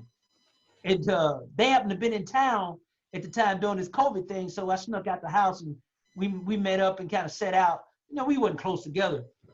And we were talking about it, man. This was before this thing here came up about the minority coaching thing. So, and I was like blown away. I never would have imagined. It's not everybody want to blame the owners, but I get the owners do make the final choice. Yeah. But the fact is, man, it's not really the owners, it's the agents. The agents are the ones that's driving this thing. It's just like guys holding out. You know, the agents drive that. If I was an agent for a guy like Des Perry, I said, man, you better take this $33 million. We'll work on it. Yeah. You know, so. What do you think, Anthony? What's that? About the whole minority moving up in the draft, the whole. No, that's to me, that's it's pretty much garbage. If you go, I mean, you can't. I agree. That's like saying, I mean, you're telling teams, because what if that it's not going to get proposed. As soon as it came out, it got so much backlash. It's never going to get proposed. No. But basically what you're telling teams is, hey, look, just go hire any minority coach. Yeah, that's like what I was saying. Yeah, and you're going to move up 3 spots. Heck yeah. That's no. You hire coaches. 3 spots. It was 10 spots. Oh, for the GM. Spots. For the GM, it was 10 spots. GM? Yeah. If you hired a minority GM, yes. In the third round. Now, the third round is just as important as the first. It's produced some great players. We all know this. Yes. Believe it or not, I think the later rounds actually are better for the team than it is the first round. Think about most of the guys in the NFL were free agents. The third round is just as important as the first as it is as the last round of the NFL draft. History has told us so. So, I mean, no. The first round guys draft. No, some undrafted free agents, man, have been really, really good too. So the Hall of Fame. We could go exactly. Yeah. Right. So don't. No, it's a garbage proposal. Yeah. Okay. You just can't. That's just. I don't care. What do you think about it? Do what now? No, go ahead. I'm just listening. I would say. I mean, I don't care if it was the first round. It doesn't matter.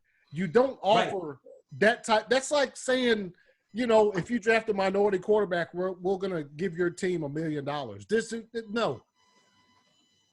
You know what's funny? They know they're going to eventually get rid of the kickoff, right? You heard about this, right? Now they want to propose. I'm going to say it anyway. They want to propose now that you have a 4th and 15. Oh, no. Yeah. I got you. I was just about to talk about. No. That's not a kickoff. That's the onside kick. Yeah. So it's onside kick. Yeah. Yes. All right. So we're going to get into all the rule proposals right now. Yeah. Let's go because this is what I was waiting to talk about now. So the thing about this, when you do an onside kick, you only have a 10% chance of making it. Now you're going to make it 50-50? No, it's like a 23% chance of making a 4th and 15. 23. No, but what I'm saying is, okay, you get a quarterback like Pat Mahomes, Tom Brady, Lamar Jackson. Lamar Jackson. You look at the stats on them on 4th and 15. Well, if you look at Tom Brady is the best at 4th down conversions. That's what I'm saying. Over his years, but he has a bigger sample size. So right. I mean yeah. Patrick Mahomes, yes, absolutely. We saw him do it in the Super Bowl, didn't we? So I mean, 22. Lamar Jackson. It doesn't have to throw the ball. So hold up. He might have to throw the ball. That's what I'm saying. For you guys out there listening and watching, if you are not aware, the NFL has proposed that instead of an onside kick, you be given the opportunity to go for a 4th and 15 from the 25. Yep. Yeah, from the 25. Yes. Yeah. And you got Tyreek Hill at wide receiver. Throw the bitch up in the 8. Go. Right. That's So basically, it's a Hail Mary. They're going to be throwing a Hail Mary. You got a Hail Mary chance, and that's it. Yeah. Yep. That's it's exciting. It's exciting. I cannot say. Is it more exciting than the onside kick? Yes, it is. Yeah, I think it's it is an onside kick. Just like Sloan just said, the percentage of getting that is like this. Yeah. You know, they're going to end up, I heard from a real reliable source, they really are trying to figure out a way to get rid of the kickoff in football. And I'm going to tell you why. Because of the injuries. Yeah. No, man, because trying to protect the players, man. But here's the thing, that's part of the reason why they're doing this 4th and 15 thing. Mm-hmm. I don't because too many people are getting hit way too hard. Man, you know what I mean? The XFL made it so people couldn't even move till the ball was received. They're gonna end up taking that from the XFL. But here's the thing that I see, man. You're gonna end up getting rid of a lot of special teams in the NFL. And you're gonna start taking jobs from guys that can't be number 1 star. Right, I heard about that. Yeah, I heard that. I heard that. I mean, too. Yes. I mean, so I'm looking at that, man. I mean, I look at all the chances I got, man, playing. If I wasn't playing special teams, I wouldn't have done much. Right. Mm-hmm. So I prefer sometimes, man, modify the kickoff, but still keep special teams. You see, that's the thing, though. When we talked about the XFL and the rule changes, the different things that they were doing and what was going to actually reflect in the NFL. Right. What was the one thing that we said it was going to reflect in the NFL? It was the kickoff. The kickoff. Yeah. And how they're standing still and then they have to move. Right. That was the one thing that was and here we are. And we're kind of talking about the same thing. You know what I mean? Mm-hmm. Right. Where they're trying to protect the players, and this is what's happening. So, but the 4th and 15 on a at the end of a game I think it's a little bit too much, man. You know how you protect the players, man? I put it like this: Anthony Miller tonight when we had dinner with the big man, he was talking about some of the stuff that the XFL is using that the NFL is going to eventually bring in. AC, no, he got the receipts with me that night. Yeah. Here's the deal, man. But when you see, if you really want to help the players in the long run, give the players lifetime health benefits. Forget about all that on the field stuff. If you really want to help the players long term, right? And I don't think they should not even let players smoke weed on a football team. Like they talking about if you get tested with a certain amount of weed, man. Look. I never liked playing football with weed smokers when I was playing. You like coke heads? I like coke heads. Coke heads were wired and they were good to go. We talked about that. We talked about that though. We talked about that. Yeah, no, but what I'm saying, man. No, not the weed smokers. We talked about that too many times about the weed smokers and the coke heads. Okay. Yeah. I don't want to live with no cokehead, but I'd rather live with a weed smoker. It was about the lifetime healthcare benefits. We talked about that. Yeah. Especially when they were going through the CBA and all that stuff. I've had this argument too. You know what I said to somebody that's very close to the league? I said, hell, shit, why don't y'all get rid of all the damn painkillers then? You really want to help the player. Tramadol, all the other good stuff. Of course, yeah, of course. After the 3rd week of playing, man, everybody's in pain. Oh, yeah. No. At the end of any football season, nobody's 100% at all. No, nobody is. I don't care if you're Pat Mahomes or whatever. Now, nobody's 100%. But yeah, so I mean, personally, to me, I think it would be more exciting than an onside kick just because of the percentage wise. Yeah. But I mean, just think of all the games it's going to affect, though. You know what I mean? Yeah, and look. You talk onside kick for every team in the NFL is the same percentage. A 4th and 15, not so much. Like we just said, Kansas City, Tampa Bay, New Orleans, those teams, they got a 75% chance of getting that 4th. But the New York Jets, the Indianapolis, like those, you know what I'm saying? It changes. So yeah, if it's game deciding, that's one thing. But if it's just during the game, I mean. I like to keep the percentage the same throughout the league.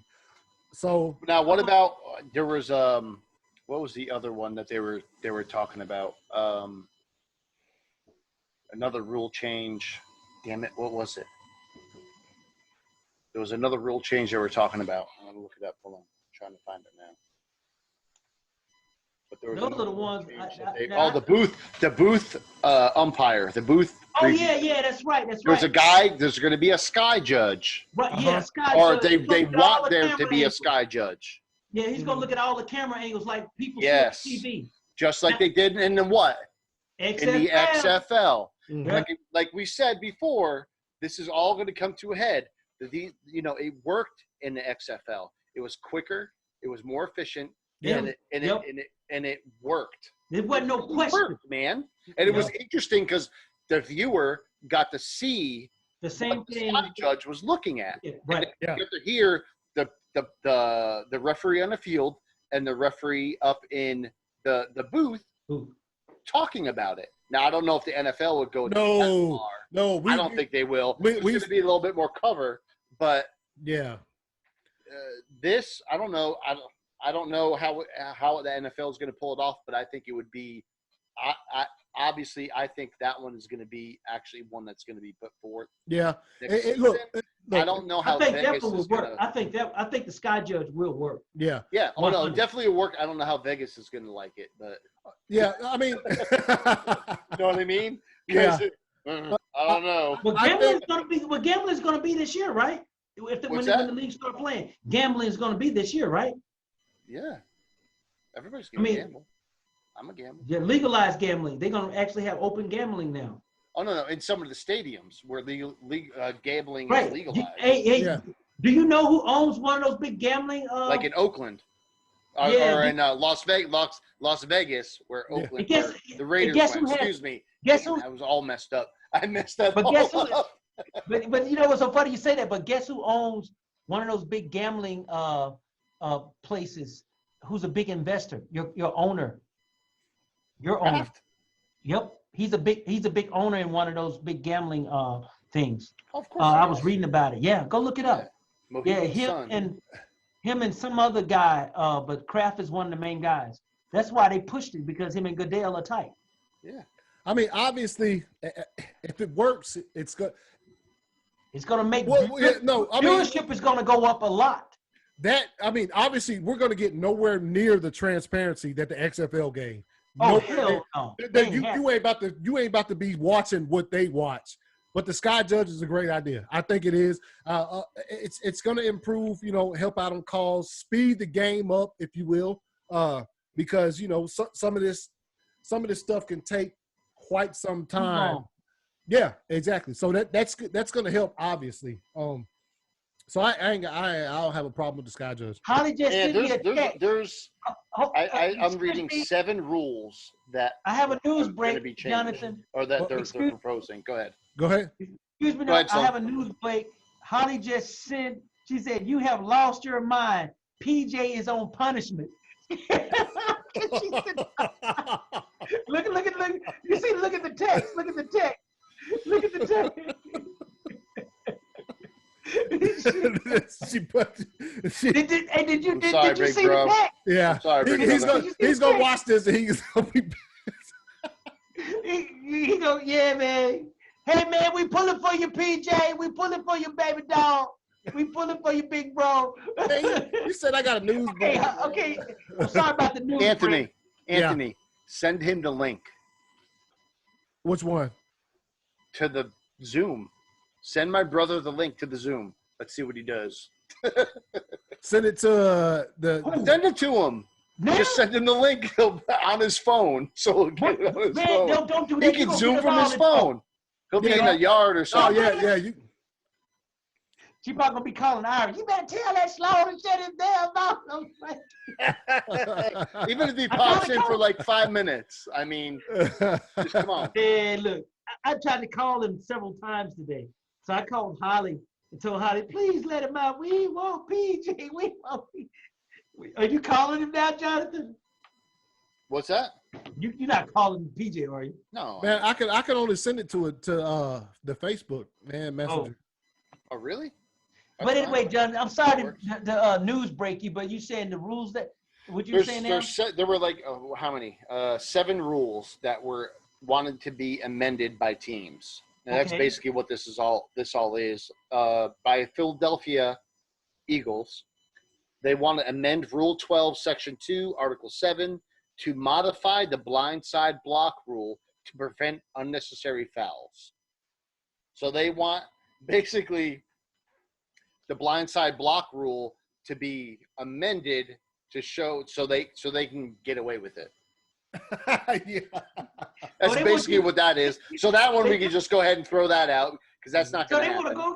They want to go back to lighting guys up. Yeah. Yeah. That's the Eagles. Now, here we go again by the Eagles. They have the first 3, which is kind of great. Here. Okay. The Eagles want to amend Rule 15, Section 2 to make permanent the expansion of automatic replay reviews to include scoring plays and turnovers negated by a foul, and any successful or unsuccessful try attempt. So let me read that again in my head here. Expansion of automatic replay used to include scoring plays and turnovers. So if there's a scoring play and they catch a foul, or it's negated by a foul, that's confusing. That's really confusing. Yeah, it is. They said if you have a scoring play and the scoring play happens, and then to make permanent the expansion of automatic replay reviews to include scoring plays and turnovers negated by a foul. So that means if you score, you get a foul, you don't get the score. Because some plays that you would get a score, and they just do the foul on the kickoff after the score. Right. So they want to make sure you don't get no points. Yeah. So that's what they tried to say. That's messed up right there. All right, here we go. Philadelphia, amend Rule 6, Section 1, Article 1, to provide an alternative to the onside kick that would allow a team who is trailing in the game an opportunity to maintain possession of the ball after scoring. That's 4th and 15 from the kicking team's 25-yard line. Yeah, that's the one we talked about earlier. Right. Okay, they have by Philadelphia to amend Rule 16, Section 1 to restore preseason and regular season overtime to 15 minutes and implement rules to minimize the impact of overtime coin toss. I don't know. Really? Preseason? This is where we at? Personally, I was talking to somebody, they said they really don't need a preseason. I was talking to somebody that's in the league said that to me. They said they really, college football don't have a preseason. They seem to do okay. Yeah. Here we go. Here's one by Miami, number 5. Rule 4, Section 3, Article 2, to provide the option to the defense for the game clock to start on the referee signal if the defense declines an offensive penalty that occurs late in either half. Dude, you got to read them and kind of really, really look at it. You know what I mean? Yeah.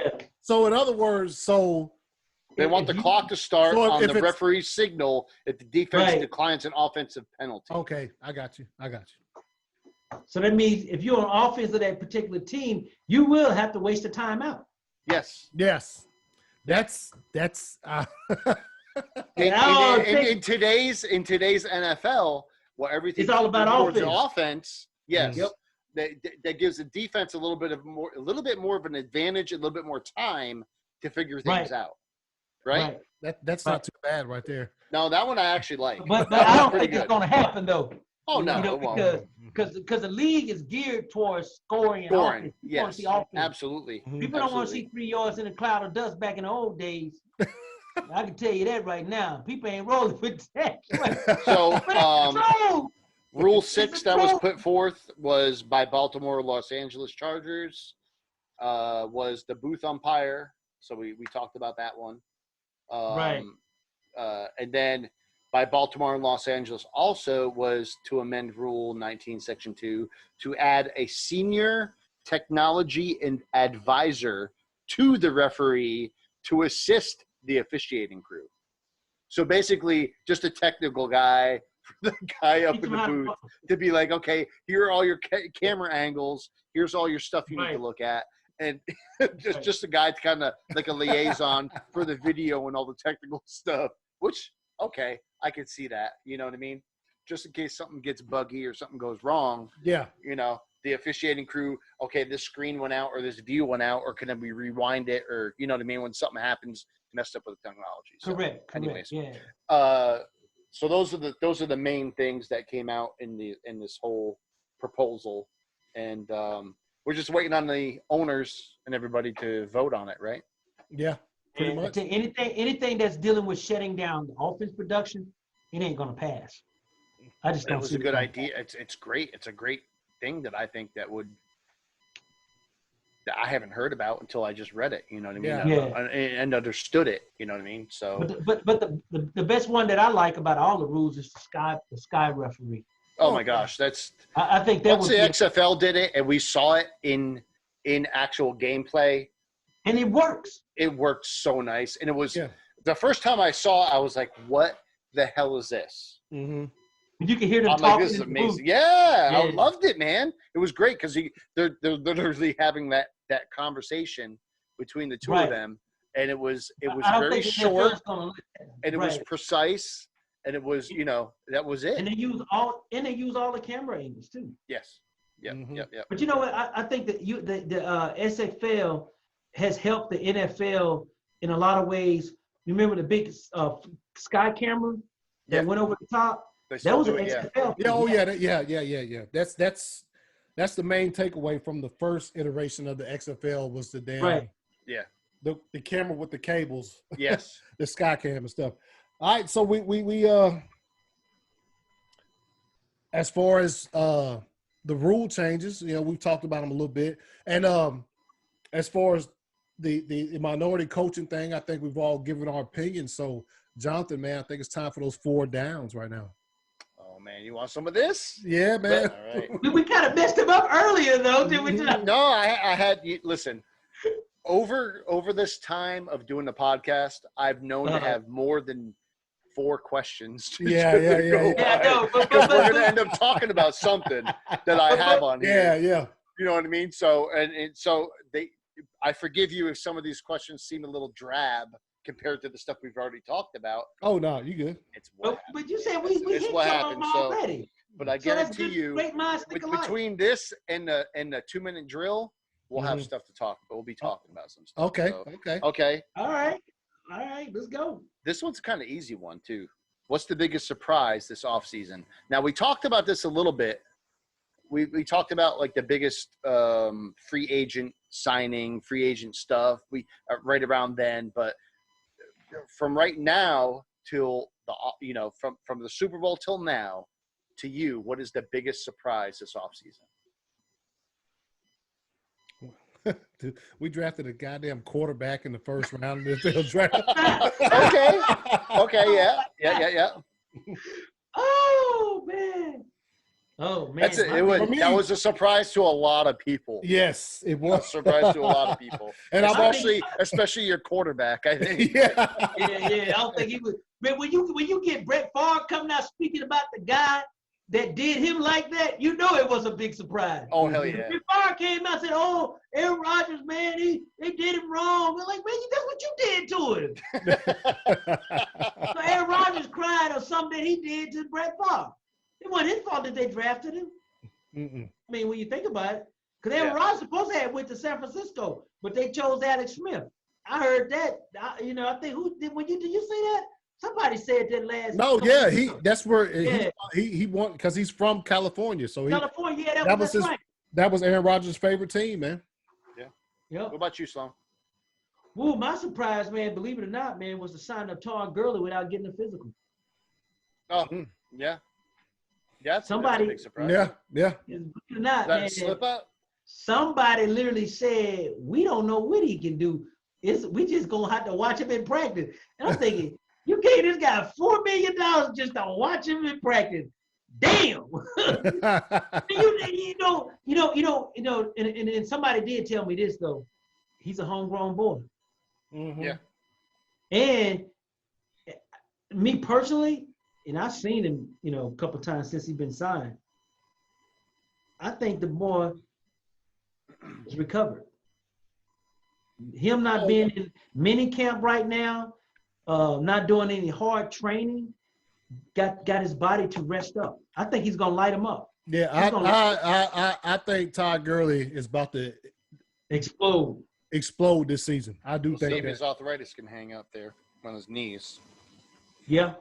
That's the only thing I'm worried about, really. With the running back, that's the biggest concern is his knees, man. Because you don't have the wheel. Be healthy. Yep. But I think he's gonna have a good year, man. I think he'll have a good year. I hope so. Because he's still young, man. He was how old is he? 25? Yeah, something like 25, 26, something like that. If he was about 30 years old, 32 years old, man, like Frank Gore and Adrian Peterson. What school did Adrian Peterson go to, by the way? Y'all know? Y'all know? What school did he go to? He went to Oklahoma. Yeah, that's what I thought. But anyway, but those guys are like freak of natures, man. I mean, Adrian Peterson still getting 1,000 yards at what are you, 34 years old?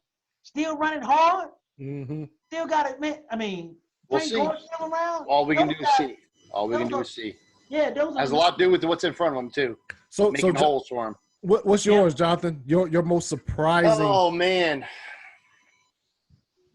See, I didn't even write answers down for this stuff. I'm gonna go off the top of my head. I think what the Houston Texans have done to their team. Yeah. Oh, yeah. Because that's kind of shocking. DeAndre Hopkins, right? Gone. But hey, you want to hear a backstory on that? Go ahead. The problem with Hopkins was, man, him and O'Brien didn't get along. And when O'Brien would come in the room, man, he would. No, we heard about that. Yeah. Saying those derogatory things to him. Yes, absolutely. He was signifying him and stuff, man. And so. Yeah. But I mean, that was kind of still shocking to me. You don't get rid of the number a top 5. I'll just say top 5 receiver in the league. That's about right. Right. You know what I mean? You don't do that. Just because of and get for and let him go for as little as he did. What, 3rd round pick or something like that? Or a 2nd round pick? No, first off, for a running back that's done. Oh, he working with the donut tie on his car. So he don't even have a full set of tires. First off, he's got the donut going 30 mile an hour down the highway because you can't go up any higher than that. For a running back that's done and like a 3rd or 4th round pick. But for me, that was shocking, man. I was gosh, we saw that. We talked about it, and I was no doubt. That was the most. It was even more shocking than Brady going to freaking Tampa Bay to me. Yeah, you know, because like I said, I knew he was leaving, but I didn't know DeAndre that they were going to blow up the team like that. What do they got now? I mean, look, it's while you said top 5, I honestly. My opinion is he's Hopkins top three wide receiver in the league. Yeah. Think of going to second down. My last things on the first down is I wonder how Mr. Watson feels about your coach getting rid of your main target going into the next season. He's not doing too well. Hey, you know who knows him since he was a little boy? Who used to be the ball boy for the Falcons? My friend knows him. very well. They talk. And I would tell you, oh, yeah. Yeah. And he was the ball boy up there. I remember when he was a little boy. Mm-hmm. And let me tell you something, bro. He don't want to be there. Well, now he's with Kyler Murray, right? And Kyler Murray's stock has gone up since he showed the minute Hopkins went to that team. Dude, Kyler Murray is on MVP watch list for next season. Right. Because of Hopkins. That's right. Because what school did he go to, by the way? Oh, damn, man. I don't know where all these boys come from. I just hope he gets see over his O-line. They actually drafted some linemen this year. What school Baker Mayfield go to? Huh? What school Baker Mayfield go? Baker who? Yeah, remember, he was a transfer. He wasn't recruited. Oh, he was a transfer. He was a transfer. He wasn't recruited now. All right, Jonathan, man. Hit us with second down, man. All right, here we go. Second down. You know, you should have left that one alone, AC. This one might be a little long-winded here for y'all. Okay, go ahead. It ain't longer than my What is the greatest rivalry to you? In sports? Yeah. Damn. This is why I wish my brother was in here, man. These are good questions for him. But you need to call. Let me call him then. Hold on. No. It doesn't matter. Nah, we're good. Anthony, go ahead. Greatest rivalry to you. To you in sports, to you personally, what's your greatest rivalry? This could be a quick one too. We don't have to elaborate. Well, I mean, I could simply say Packers Bears, but yes, during my growing up watching sports though. Yeah, that's what I meant. It's kind of, oh man, it's so rough. I'll say Packers Bears, but recently I'd say Georgia Alabama. Yeah, you know what I'm saying? Always. That's what I'd say because I mean. Highly touted games. Growing up watching football, a lot of the time the Bears and the Packers was straight trash. Yes. Before Brett Favre got to the Packers, the Bears were garbage. I mean, you know, so but recently I'd say the Bears and Packers have had some good recent games though. I'm gonna say overall Bears Packers, but more recently I'd say Alabama Georgia. Okay. Mine is always going to be Red Sox Yankees forever. Oh, yeah. I'm a baseball fan. I'm a big baseball fan. Yeah. And the biggest rivalry ever is Red Sox Yankees. It's been that way for probably about 100 years, it feels like. So I'm a Yankees fan myself, but I know you. Okay, I'm a Red Sox fan. But, I mean, so shut your mouth and – come on, Sloan. Sloan. I know Sloan. All right, Sloan, go ahead. Biggest rivalry to you, man. Growing up throughout the years, biggest rivalry to you, man. Well, some of them I participated in, so I'm gonna go. My history is totally different from you guys. It's gonna be Oklahoma and who? Oklahoma, Texas rivalry. Yeah, I knew it. Oklahoma, Nebraska. I wish they would have brought it back. Actually, they supposed to be playing us. I think maybe 4 years down the road, they want to do a home and home. Mm-hmm. Okay. And any team in the AFC North that plays each other is a rivalry. Yeah. I mean, the thing about it, man, that AFC North and the AFC Central, back when they had the Houston Oilers in there, man, who they call the black and blue division. Yeah. Yes, that's what you. Yes, I've heard you say that before. So I mean, Patriots. Bills, oh man! Right now, that's becoming a huge rivalry thing right there, man. It's getting disgusting with the fans. It's Bills players throwing dildos on the field. It's No. Yeah, you didn't hear about that? The referee's got to pick them up. I missed this. Yeah. It's getting pretty rancid. They've been doing it for years, man. They've been throwing them off. But yeah, that's I mean, all right. I knew Sloan had to be Texas, Oklahoma, man. I knew you had to put that in there, man. That game. Texas, Oklahoma, Nebraska, man. Hey, man, I remember, man. One time we were playing Nebraska. The score was tied 7-7. Coach Swisher walk into the damn locker room and go, "Damn, what a great game we having. We are playing so well." Then all the coaches left the locker room.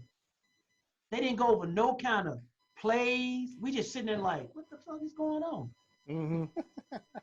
Man, you know, then one time, I wasn't playing at the time, but Joe talked about it on the podcast when Switzer called Billy Sims at work during the middle of the Oklahoma-Colorado game. During halftime. Mm-hmm. He called him during halftime. Say, hey, Billy, would you like to come on out here and take some of this? We were up by 28 points on Colorado, man. Just stuff like that, man. But I would tell you the Oklahoma-Texas and Oklahoma-Nebraska games, they were some of the rivalry games, participated in, watched them as a kid, and never would have thought in a million years that I'll be in the same situation that I used to watch on TV that I participated in. Because when I was a little kid, I always wanted to go to OU. Mm-hmm. You know, I could say I literally have lived my dream. You know, so I can't complain. Yeah. That's a good thing, man. But don't forget now the black and blue division. Then the AFC North games. Anytime the Ravens play Pittsburgh play Baltimore, Pittsburgh play Cleveland. You saw what happened to the Cleveland and Pittsburgh game this past year. The controversy. They just get wild. It's because they're all so close together too, man. Yeah, you know what I mean? they are. And like distance-wise, that has a lot to do with it. It's the same thing with the AFC East too. You know, got Buffalo, New York Jets, New England. You know what I mean? Miami's the way down there, but I mean Miami and Patriots. So that's a huge rivalry too. You know, now it is. I'm not going to talk that down. Do you know the only team that actually beat the only assistant coach that ever have beaten Belichick on a consistent basis is the coach down in Miami. They were talking about that on Sports Talk. Flores. Yeah, he's the only, and he thinks like Belichick, believe it or not. Well, I mean, he used to be. He's a disciple. Yeah. I'm actually, to be honest, I'm actually surprised that Miami is still part of that division, considering how far, like, think about the division in the National Football League. That is the farthest. That's the farthest between teams and way out there in the whole National Football League. What AFC division could they be in then? If you the AFC South, and then you put Indianapolis with the AFC North. You know what I'm saying? Or the AFC East. You flip it. You could. Yeah. But I think they did that because of the rivalries from the old days in the 70s, man. Because you got to remember, when the exception of the NFC, the AFC Central, Pittsburgh and Cleveland were National Football League teams when the AFL and the NFL merged. Mm-hmm. A lot of people don't know that. Did you know that, Jonathan? No. Yeah, Pittsburgh was the original NFL team and Cleveland. Really? And so, when they realigned, when the merger came, they asked two teams which team would want to go to the AFC. And Pittsburgh decided to go, and Cleveland said, if you guys go, we'll go. So the Rooneys and Brown, they decided to do it. That's how you end up getting the AFC Central at that time. Because Houston was part of it, and Cincinnati was part of it. Mm-hmm. Cincinnati was an old AFL team that Paul Brown started when they kicked him out of Cleveland. Okay. So that's before the Indianapolis Colts. Yep. Oh, yeah, Indianapolis and Baltimore. Oh, I'm sorry. That's before the Titans, too. Yeah, the Titans. Yeah, the Titans. The Titans were the Oilers. The original Oilers, Houston Oilers team. Mm-hmm. Right. So I mean, that's a lot of history. That's a lot of shakeup right there. I mean, but a lot of guys that are I call young fellas, you guys' age, of modern football fans. You know, I've been around a lot longer than you guys, and then I don't even go far back to my dad. I mean, his history is even way more than some of the stuff that I know. Yeah. So I mean, it's just interesting how that all came about, man. Because you got to think about it too, man. The San Francisco used to be in the NFC West, and the Falcons used to be in the NFC West. But think about that. Yeah, I remember that. That's odd. Yeah. They were though. Yeah. Mm-hmm. And the East and the Cardinals used to be in the NFC East. Hey, Tampa Bay Buccaneers used to be in the NFC North. Yeah, So they, I know. you know, they straightened all that out, didn't they? Yeah. Yeah. You know, I always thought that was crazy back in the old days. They talking about the Battle of the Bays. Yeah, we used to play Yeah. twice a year, motherfucker. Yep. Are y'all ready for third down? Yeah, go ahead. Hit us Go with ahead. it. Talk about that, man. You know, you said it was gonna be long-winded. It was. That was. This one might be too. I haven't done 4 downs in a while, so I'm glad all these questions are getting a lot of talk. This is good. Yeah. All right, so I had to. This is a question I had to switch up too because we had already talked about the Tampa stuff with Tom Brady and BA. But I'm glad your 4 downs is back. So here we go. Here's our third. No, it's our third down. Here we go. Who's the next quarterback to retire? Woo! I think Phillip Rivers. That was my answer. I thought Phillip Rivers too. I think he's at the end of his road right there in Indy. But what's his contract? Is it 2 year? No. 1 year. It's a 1 year, right? $25 million, yeah. 25. Yeah. I got you know, when you first said that, the question You said Breeze. No. I was thinking Ben Roethlisberger. Oh, yeah. You know what? I didn't even think of Ben. That one is a good one, yeah. But Ben Roethlisberger is coming off of the long rest, the surgery and everything. And he's about 400 pounds. I saw that. I did. Man, I'm gonna say Rivers because I think this 1 year contract with the Colts is just a little bridge. It's just a bridge for the Colts to get somebody else. There's Phillip Rivers gonna go down there. Probably there's no expectations for Phillip Rivers to do anything spectacular or anything like that. Who's the backup at Indianapolis? Jacoby Brissett. Brissett, yeah. Yeah. So I mean, he gonna go be a learning thing. He in the same division with Tennessee Titans and the Houston Texans. The Colts ain't gonna make the playoffs. I don't think personally. So I think I'm gonna agree with y'all too and say Phillip Rivers. But well, you gotta understand this too though. Indianapolis got one of the better offensive lines. No. Indianapolis has a pretty good team around them. Yeah, they got a good offensive line. I don't.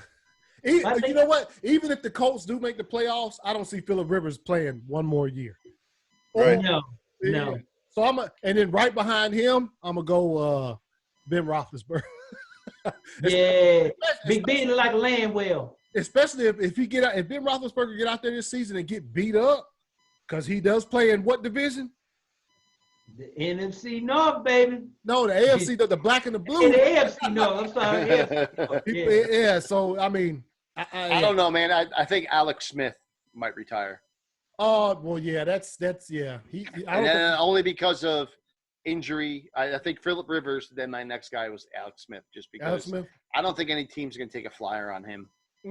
Alex Smith ain't coming back. Hell no, I wouldn't. I mean, not from that. I mean, I can't. You know, like I said, I can't. I didn't play football for the majority of my life, so I can't speak on how you might, how a player might feel about returning. But just from the outside looking in, I wouldn't even think about coming back. Yeah, you were correct. A lot of he feel that he had unfinished business. We got to think about it. He got kicked out of Frisco. Then he went to Kansas City. Mahomes kicked him out. Then he went to Washington. Then J.J. Watt ended his career pretty much. Yeah. It was J.J. Watt that got him. Yeah. You know what? I didn't think of. He has Alex Smith has been. Think about. He got hurt, concussion, and then Kaepernick takes his starting position. Yep. No, but the thing is about that Kaepernick situation, though, AC, every team he's went to, he never was the guy that the new head coach chose. Mm-hmm. That's what. So he, he goes there, and then he goes to Kansas City, and contract is up. They let him go to sign with the Redskins or whatever. Then you got. No, they had Pat Mahomes. Well, no, that's what I'm saying. I know that's what I'm saying though. Like they he wasn't that guy. He was already there when the Walrus came.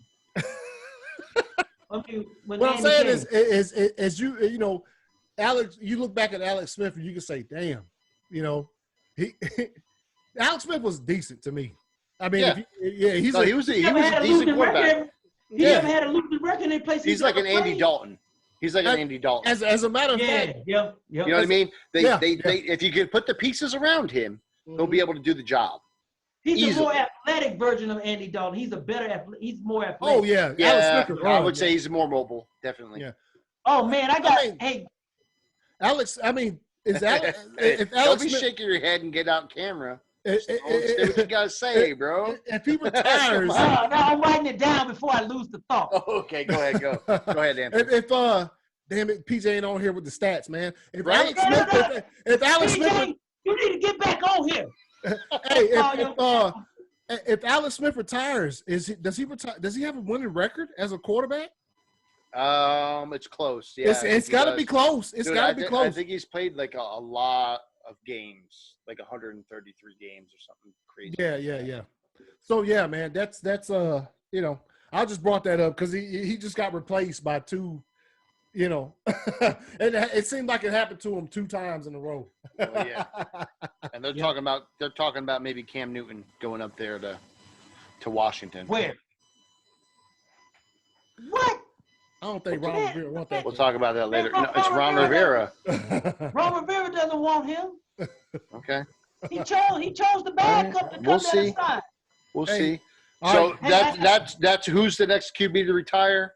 We all kind of Phillip Rivers. Phillip and Rivers, we all have kind of a different second answer, but yeah, kind of the same. Hey, before you go to 4th down, could I add this one? Who go would ahead. be the next quarterback to get traded before their contract is up? Before the contract is up? Yep.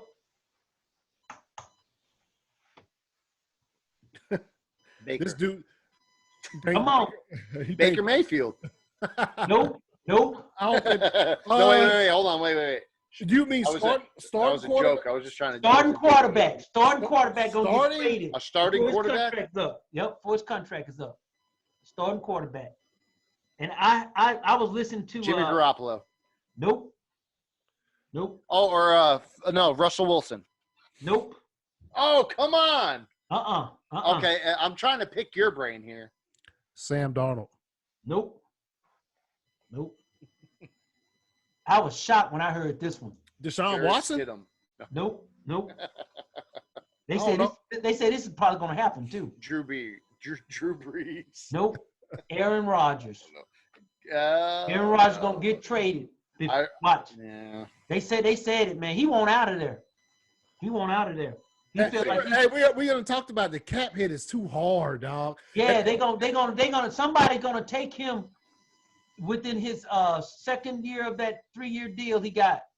Somebody gonna pick him up. It's 4, but the 4th year's option year. If the Packers take that kind of hit, they some dumbasses. They already some dumbasses, but because remember they're always dumbasses. But. Yeah, right. Yeah. If they remember if they trade him right now, it's a $50 million cap hit. Right. If they trade him next season, it's $35 million cap. They ain't gonna do that. They ain't gonna do that. He gonna all right. He'll retire. Now the third he year should be on the retirement year. The retirement thing. He will the next be QB traded to before his retire. contract is up. You heard it on the AC Universe from Sloan. If I was him, I would. Now, hold on. Who's talked about retirement most out of the top quarterbacks? We'll say top, I don't know, 5. Ben Roethlisberger. And then who? Drew Brees. No, I ain't heard him talk about it too much. No. Yeah, Aaron Rodgers. Aaron Rodgers. Yeah. He has said it in a few press conferences. So. But he was doing it trying to make everybody get nervous. Whatever, man. He's still saying it. Yeah, I know. You ain't saying it unless you're thinking about it. Let me ask you this question, John, before we move to 4th down. Both you guys. Okay. You think Tyson Hill? Second question. Fourth. It's third and what? 10 now after 3rd and 20. You told me. I told you I was writing stuff down. Go ahead. Okay, go ahead. It's a Saturday night, hell. You hey, going to church tomorrow? I'm happy about it, man. I love it that we're still here. It's been 4 weeks for me. Let's go. You going to church tomorrow? Huh? You going to church tomorrow? No, I can't. We're not allowed to. Oh, your preacher that good? Well, you didn't think your preacher then. No, I'll do my stuff when I'm mowing the lawn, man. I'm one. You know what All I mean? right, then. Good. I pray when I'm praying. I do my stuff when I'm mowing the lawn. When I'm doing something by myself, I do my thing. Right. You're going to spread the grass like the Moses did the Red That's what Sea. I'm saying. All Yes, right, sir. then. But anyway, so you guys think Taysom Hill is the true heir apparent to Drew Brees and Nolans? No, Why are they trying to tout him that? They already said it. they owe him $16 million next year too. Because Sean Payton is in love with him. That's why. And Sean Payton, I think Sean Payton's one of the greatest coaches in the National Football League. But I'm sorry to tell you, son, no. There's a reason Taysom Hill didn't start when Drew Brees got hurt last year. Okay, so it's because he completed one pass. Exactly. In like 15 attempts. It's not good. That was my fifth down. So I'm done. All right, can I go fourth down now? Go ahead. All right, fourth down, because this is gonna be long-winded right here. That's why I picked it for fourth down. So I want to say this real quick. Thank you to Michelle and Lexi, my daughter, for they look over my questions and I have them put a little initial next to the questions they like. I'm serious, man. You have to have editors, man. You got to got to have editors. But I mean, it doesn't mean I'm going to choose that question. But I want to see what they think. You know, hey, man, you have an and editor. they both picked this one. You know, Hey. I put them in order, but they both picked this one, and I like this one too. All right, you ready? Yeah. Who has the leverage when it comes to Dak's contract, Jerry or Dak? Who has the leverage? Jerry. Really? You know the reason I say Jerry does now? Because they hired Andy Dalton. Yes. Andy Dalton, man. Yep. You could see that. But listen, if we weren't going through all this coronavirus crap right now and Dak was holding out, would it be a different story? No, it'd be the same thing. Really? Remember, we talked about it, man, last. Yeah. Right. Andy Dalton, he's never had that type of stuff around him. It's only been Andy Dalton, decent offensive line, mixing in the backfield, and AJ Green. He's never had this. But Andy Dalton was there before Mixon came. Exactly. But And he's never had what the Cowboys have to offer him right now. Right. So you think Dak's kind of pissing in the wind here? Yes. He got running back. He got two damn great receivers. Then they just got this new tight end. They actually got two great tight ends. So the Cowboys. I mean, we and where that tight end go? The tight end from the what's that boy name from the Kansas City? Who's the tight end? He went to Oklahoma. Kelsey? No, not Kelsey. no. John Hammond. That's who he was. Yeah. But anyway. Yeah, he did right now Jerry is sitting there. He's like, look, Fuck it. They'll grant. Well, basically, what the situation is really, to me, honestly, when you really after you just pose that question, Jonathan, it's Dak is in a position right now. It's kind of like he might want to go up in there and be like, send me elsewhere. I mean, yeah, because look, if they franchise him, okay, then he plays. I'm telling you right, because now Mike McCarthy, he ain't loyal to him. This is where we will see if Dak comes in there on a franchise tag and doesn't play well. Right. Jerry's up there like, put Dalton in there. Now we're gonna see where Mike McCarthy balls are because. Oh, no doubt, no doubt. Yeah. So I never thought of that. You got that. That is a yeah. We're going to see who's pulling the strings too, because maybe Jerry Jones pulling this damn strings. Look, not Mike McCarthy. I mean, let's see. Jerry Jones has always been the one pulling the strings in Dallas. That's why. But he had Garrett on a string. Does he have Mike McCarthy on a string? Wait a minute. There was only three coaches he couldn't pull the strings with: Parcells, Jimmy Johnson, and Barry Switzer. Right. Yeah. Yep. And that's why. Guess what? That's why they were gone. They didn't last long. So we'll because I can remember it. I will never forget this. Watching that shit, I think it was either Sunday or Monday Night Football, and Bledsoe was in there looking not so good, and they were all calling for Romo. Next thing I know, halftime, guess who come out there starting, and that was the beginning of Tony Romo in Dallas. So, Right. I mean, and everybody has the same joke. Jerry done called down into the locker room, said, you better put Romo in this motherfucker or we ain't. No. Bledsoe was Jerry Jones's guy. Was he? So Yeah. so how No. You're right. Bledsoe came there with Parcells. You're correct. Yeah. You're correct. You're correct. And so at halftime, I'll never forget that game. Halftime, they were next thing you know, here come Tony Romo. So we'll see that. We'll see that. We're gonna see, but you say Jerry's got the leverage. Yes. Both y'all. Yeah. Heck yeah, Jerry has the leverage, man. Because if it wasn't for Andy Dalton, then he ain't got the leverage. But He got no leverage. He would have. And it's funny, who's leaking all this contract stuff is the Dallas Cowboys. It's They not try to Dak's make him look camp. bad. They try to make him look bad. Exactly. So Dak's kind of treading water here, which is kind of scary for him. You know what I mean? Yeah.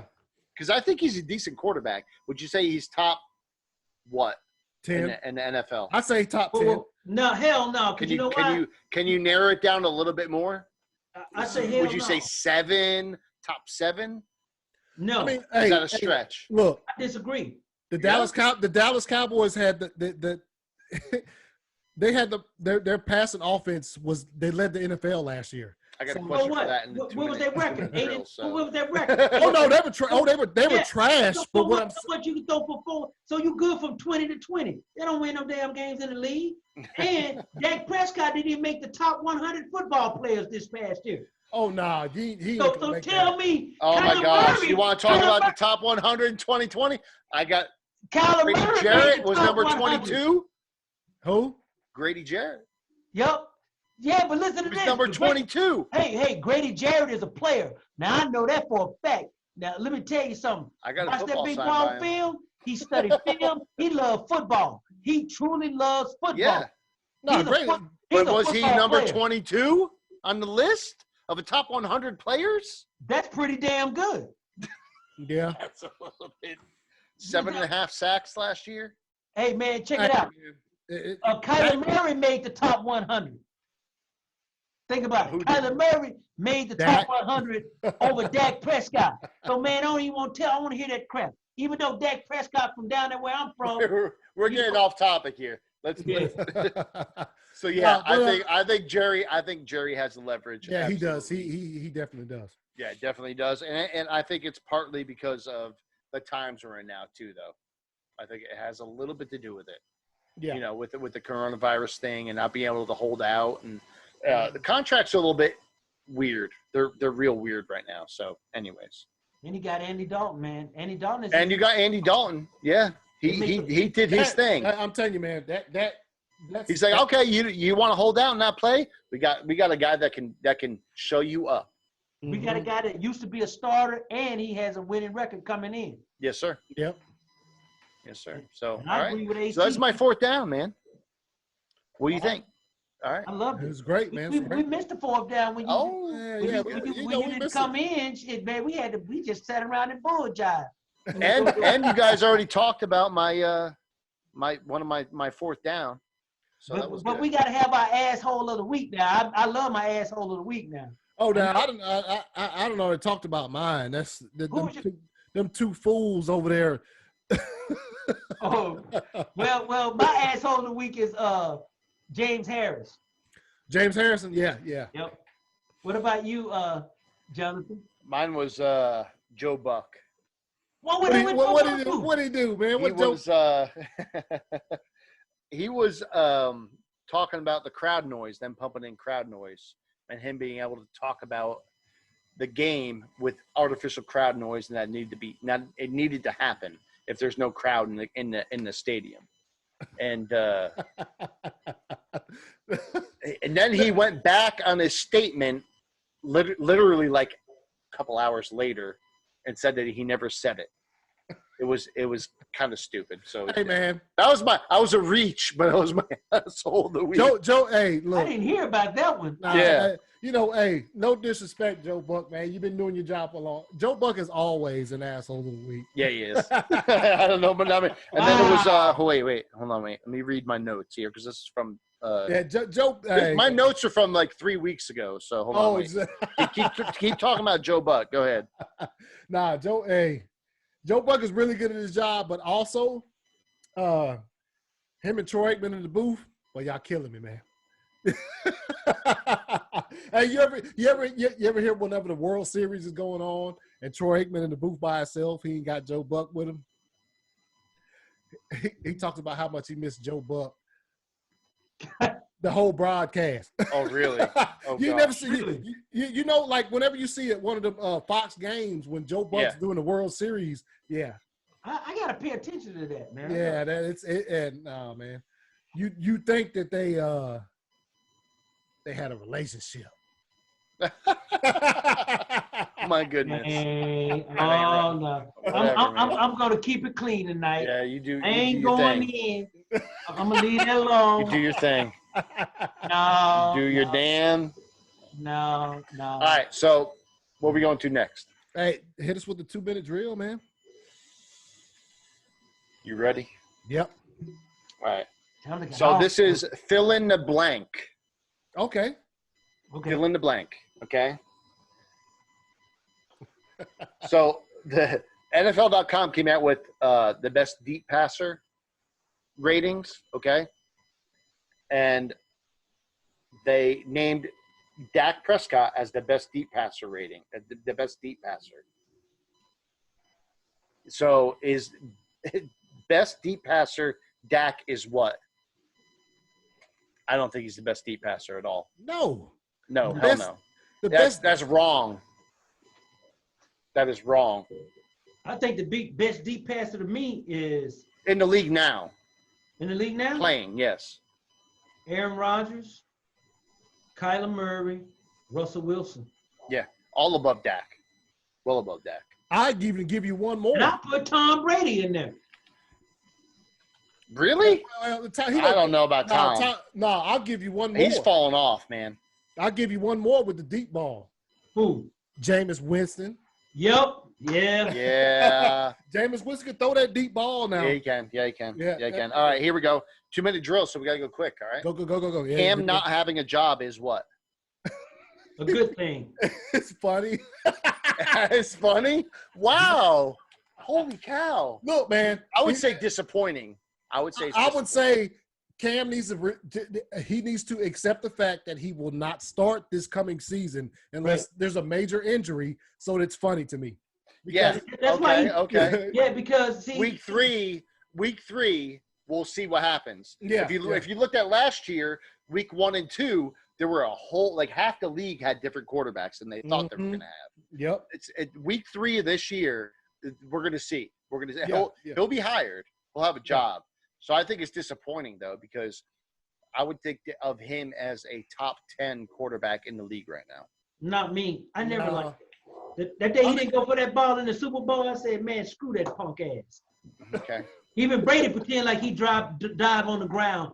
Brady don't even know. Brady ain't even physical. I give Brady more credit for toughness than Cam Newton.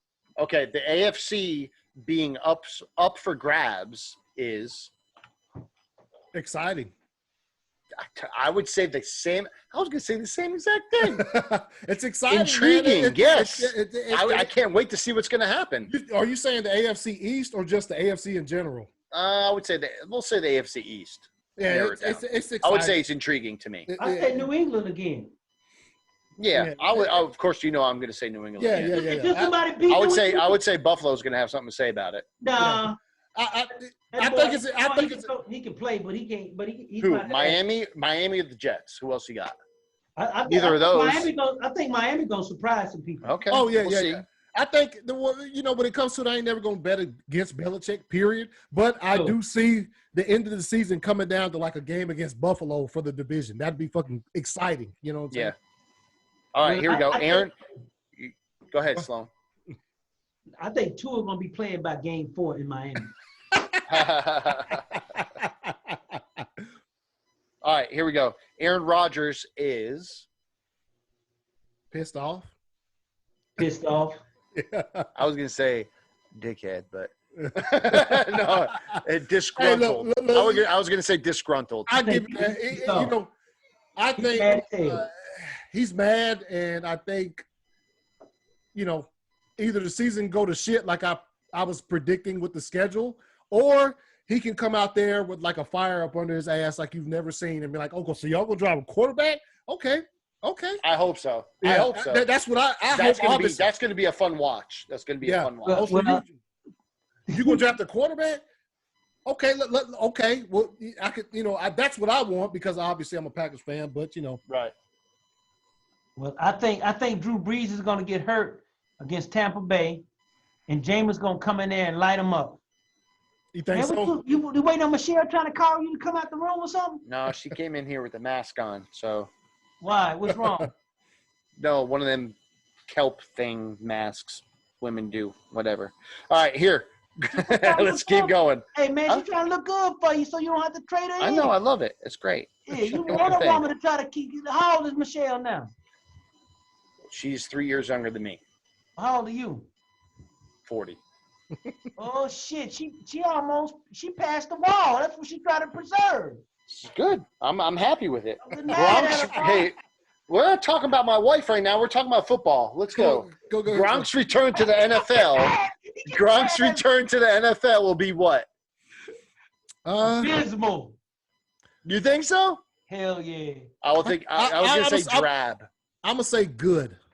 Like I said, man, he'll lose a step. He has a lot to live up to with the rest of his. He's going to be like he used to, man. I'm telling you. Well, he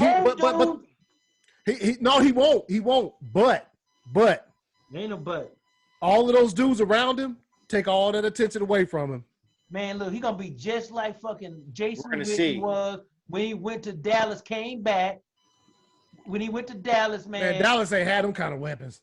Well, they had Amari Cooper and them other two boys on the other side. Nah, they ain't had them kind, man. Yeah, you're right. They didn't have them. There's no way I would be surprised. Two old dudes gonna be the center of that team. Tom Brady. No. Man, Rob Gronkowski. No. Right. It's funny too because you said we all agree that they're two old dudes. Gronkowski like 31 years old or something. Yeah, he is. He just retired, early. Yeah. He's not old, but because he's a year off, he's old. Yeah. Wait a minute. He been out of football, grunking it up with the supermodel chick. Man, the boy ain't been trying to hurry up and get out of bed and get up at 5 a.m. and go hit that weight room. Nah. He trying to drink his weight on him now. He taking 5-6 protein drinks a day. The new NFL rule proposal is interesting. It's interesting. There's got a lot of you talking about it. The shit you just read earlier? Yeah. Interesting. It's interesting, I would think.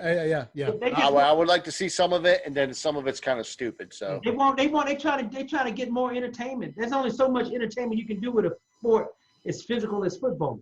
Right.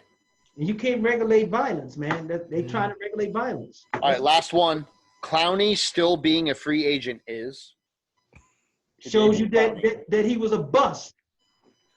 He was only known for one hit. I busted. I want to say funny, man, because look, it's kind of clowny. Yeah, I did. it's kind of clowny. Hey, look, man. I think the dude's a good defensive player. Don't be out here asking for all of that. Yeah, you ain't worth all of that. He's on the downside, man. Yeah, he's trying to get paid though. He's so injured. That's why he's on that down slope. You think? Yeah, but he should have got paid when he came in. He should have been raising hell instead of punching the clock. For the first 4 years, he would have been paid by now. Man, it's too late. Hey, look, man. Hold on, I'll be right back. Hold on, I'll be right back. One second. All right. What happened? Where'd he go? I don't know. But if Clowney should have just hey, if he was asking for a little bit less money, he would have been signed already. I don't think he would. Because I think somebody would give him a chance. I mean, he could. Hey, the dude could still play, but he was a number 1 draft pick, man.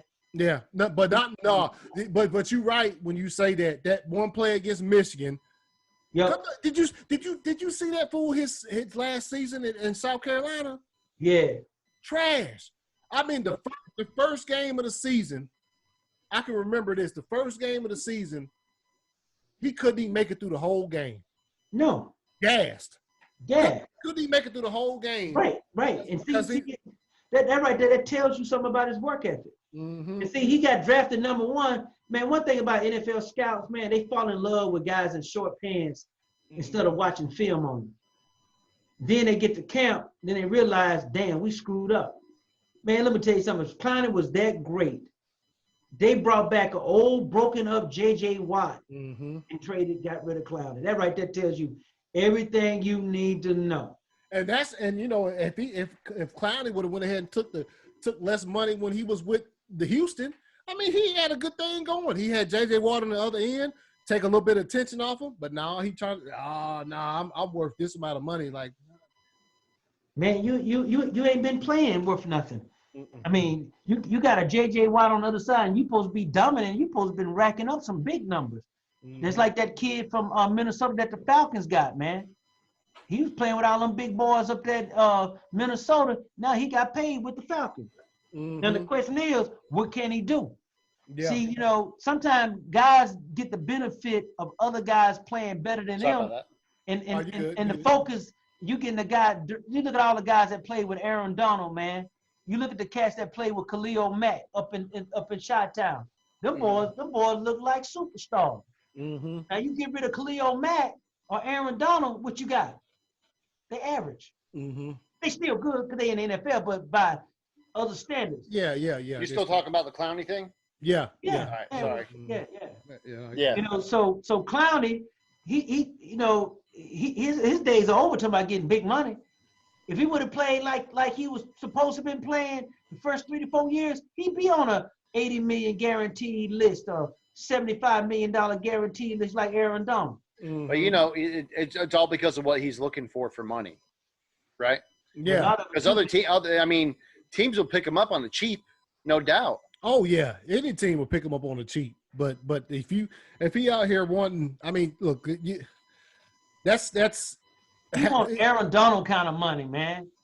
I don't think J.J. Watt is worth what he's not that old though. He hasn't been in the league that long. Clowney hasn't. No, he hasn't. But was he like 5th year, 4th year? Man, what I tell you, the name of the game is production, bro.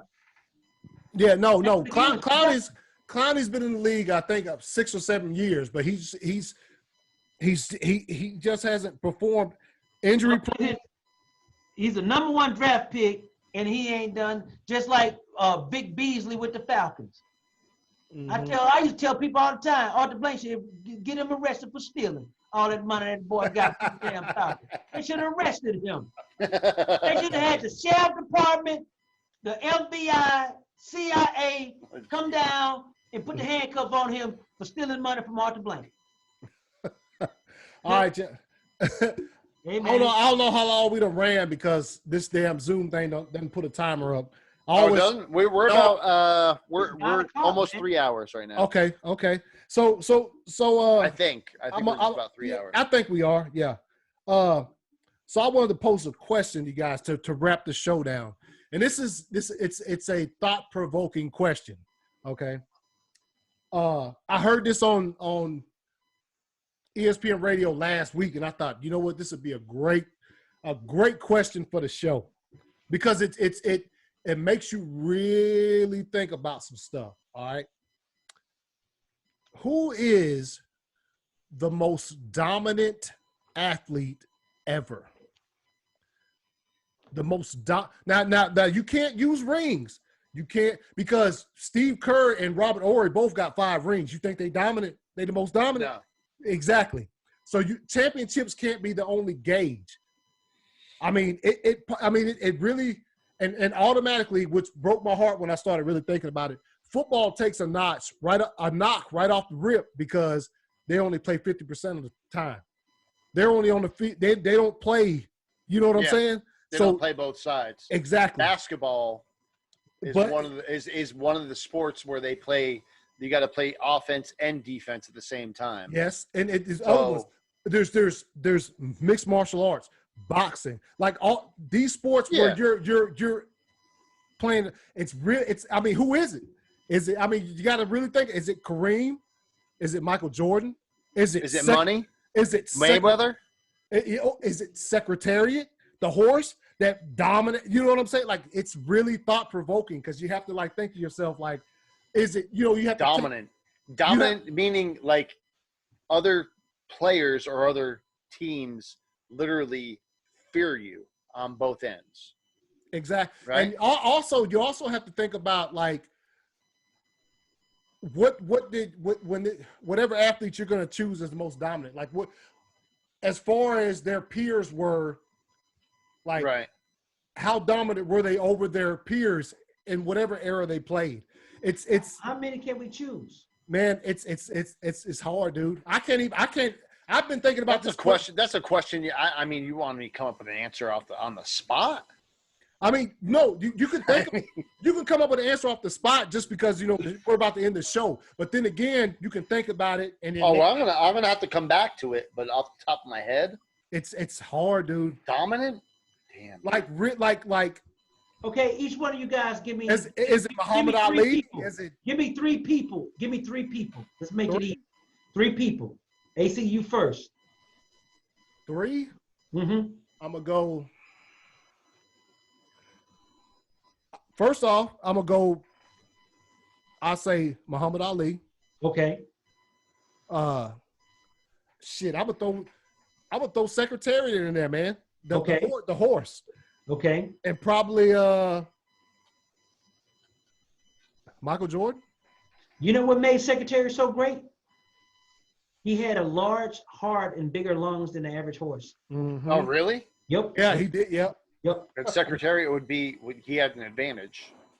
No, he was just born that way. Right, but he had an advantage regardless. I mean, that's an advantage. Well, I mean, Yeah, I would say Secretariat would be one of mine too. Yeah, I mean, dude, the horse. I would just say Money Mayweather because of he played such good defense.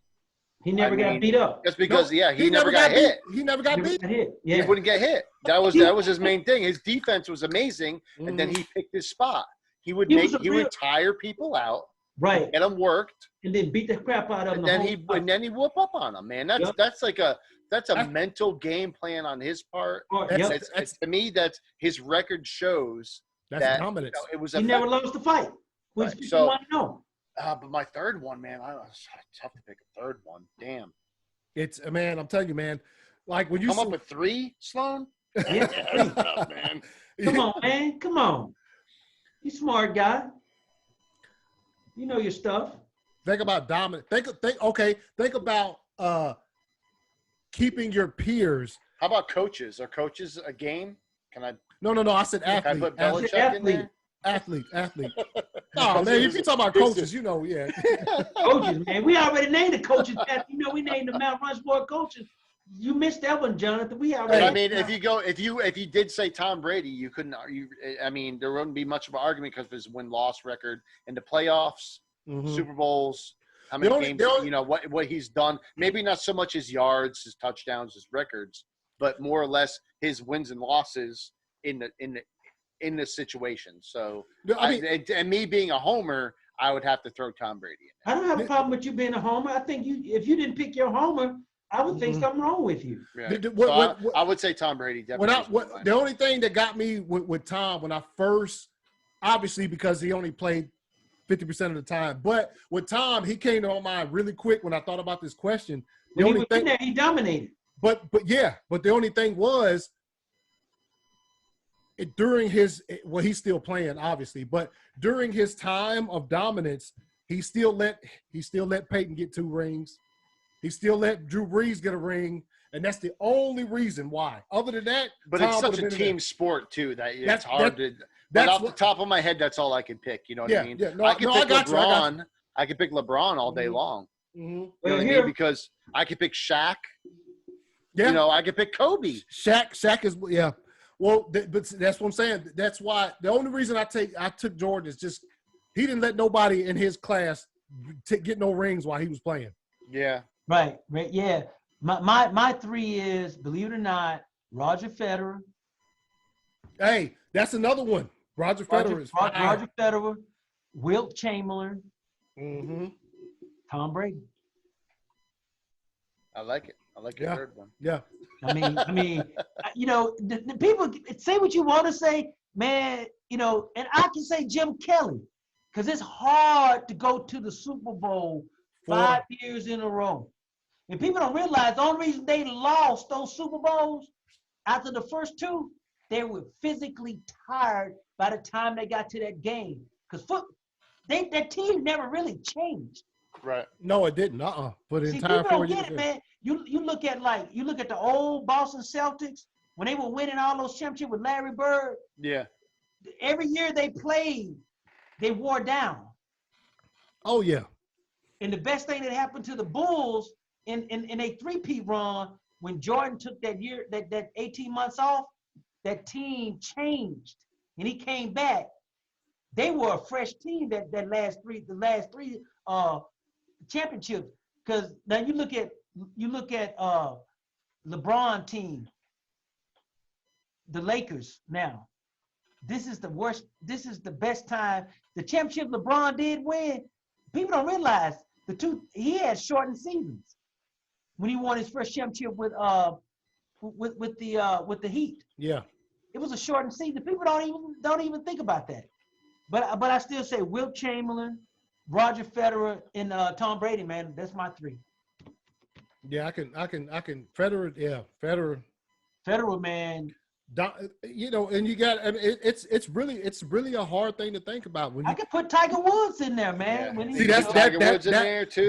That's another one too, man. It's so hard because when you just think about like just straight dominance, right? Like nobody was stepping to. Who's he challenging? Like who's he chasing? Who's that? Tiger Woods. Who's Tiger Woods chasing? Yeah. He chasing Arnold Palmer. No, Jack. He said Jack Nicholson. Now think about this here. Tiger Woods have Nicholson as an actor. Damn it. No, Jack Nicholson. Jack Nicholas. Yeah. Jack Nicholas. Yeah, I get him. Yeah. You know, whatever. Yeah. You know what I'm talking about. But, anyway. But see, here's the thing, though. Wait a minute, though. Wait a minute. Hold on for a minute.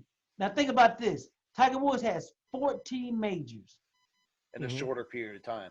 In a shorter period of time. He got 15. And 15 because he just won that last Masters, right? Yeah. Now think about it. Who's the closest guy to him right now in a modern age? Who's the closest guy to him? Phil Mickelson only has 5 majors. No, it's got to be Phil though. No. Phil has 5 majors. Yeah, I know how many Phil has. How many does Arnold Palmer have? I think he's like maybe 9, maybe 8. But I'm talking about right now, currently that's playing. Still playing? Oh, yeah. No, ain't no. Now think about this, man. Tiger playing in this age, more players, better equipment, everything. Now, when them boys played, they ain't let everybody play. Certain people were excluded during their era. Mm-hmm. And it was less tournaments. That's the difference. Yeah. So that's, I mean, you know, I'll, we'll think about it a little bit. PJ, when you listen to the podcast, you better get your, yeah. Get your names ready because that's why I'll be interested to see in who he picks because know it's going to probably be 3 different from anybody here. Yeah, because it's so when you say pure dominance and you start thinking about the criteria that goes with that, right. Because look, if somebody just off the cuff says who's the most dominant athlete ever, the first thing that comes to your mind is how many of these they got. You know what I'm saying? That's the first thing come to your mind is how many rings. But then that word dominant means something else altogether. And a lot of it too is who you seen play in your. That's another one too. In your era, because see a lot of guys, man, really don't know who Michael Jordan is. Or Roger Staubach, like I've not watched many games of Staubach. Right. That's why when Montana, it comes to like I know about them, but I haven't watched. I've seen some Montana games. Like I've seen a Brady or LeBron or even Tiger Woods. I've watched all them all throughout my life, but not the older guys. Not when the game was different. Also, yeah, exactly. That into consideration too. But Jonathan, even basketball was different. Yeah. Right. Because man, I have one question for Jonathan. Go ahead. You know, the last podcast we named our Mount Rushmore coaches. Yeah. Who would be your Mount Rushmore coaches? Oh, geez. You know Belichick's in there. Oh yeah. Well, everybody pretty much had. So there's four presidents on Mount Rushmore, correct? Yeah. Right. So who were yours? Because we all named ours. Belichick. Okay. I have to say maybe Doc Rivers. We're Okay. talking I about like football. Doc Rivers. Oh, you want all just football? Yes. Yeah, We're yeah. talking football. Because that's what you guys did. You guys did football. It's a football And my show, brother man. and my Come on, brother it's a forgot the football most show, important man. one. My brother forgot the most football important show. one. It's going to be Belichick, Lombardi. Yeah, he did. Everybody I had forgot about Lombardi. him. Gosh, man, it's tough for me to. Hey, I can't. What was my? I know Belichick, Lombardi. Who else I have? I had Walsh. Yeah, Bill Walsh. Bill Walsh. Yeah. Yeah, I remember Walsh was one of them. And then I say Chuck Noll. Who was the did, Johnson, Jimmy Yeah. Johnson, and Yeah. then the coach for Miami. I can't think of his name. Don Shula. He Don just passed Shula. away. Yeah, Don Shula. Shula. Yeah, Yeah. yeah. I think that's my 4. Because I had Belichick, I had Lombardi, and I had Don Shula, and I had Bill Walsh. Mm, And okay. then I threw Chuck Noll in as a bonus, but I didn't, They ain't enough room on that mountain. I could have put Tom Landry in there too. Yeah.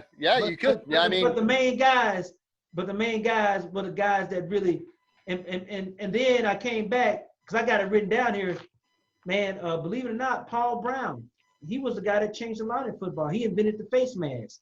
He invented the headphones in the helmet. They had headphones in the helmet before they started doing it. They stopped doing it, but he invented all that, man, and he invented the draw play. Oh shit. That with Marion Motley. That was the draw play, man. You know the draw play? Yeah. Yeah.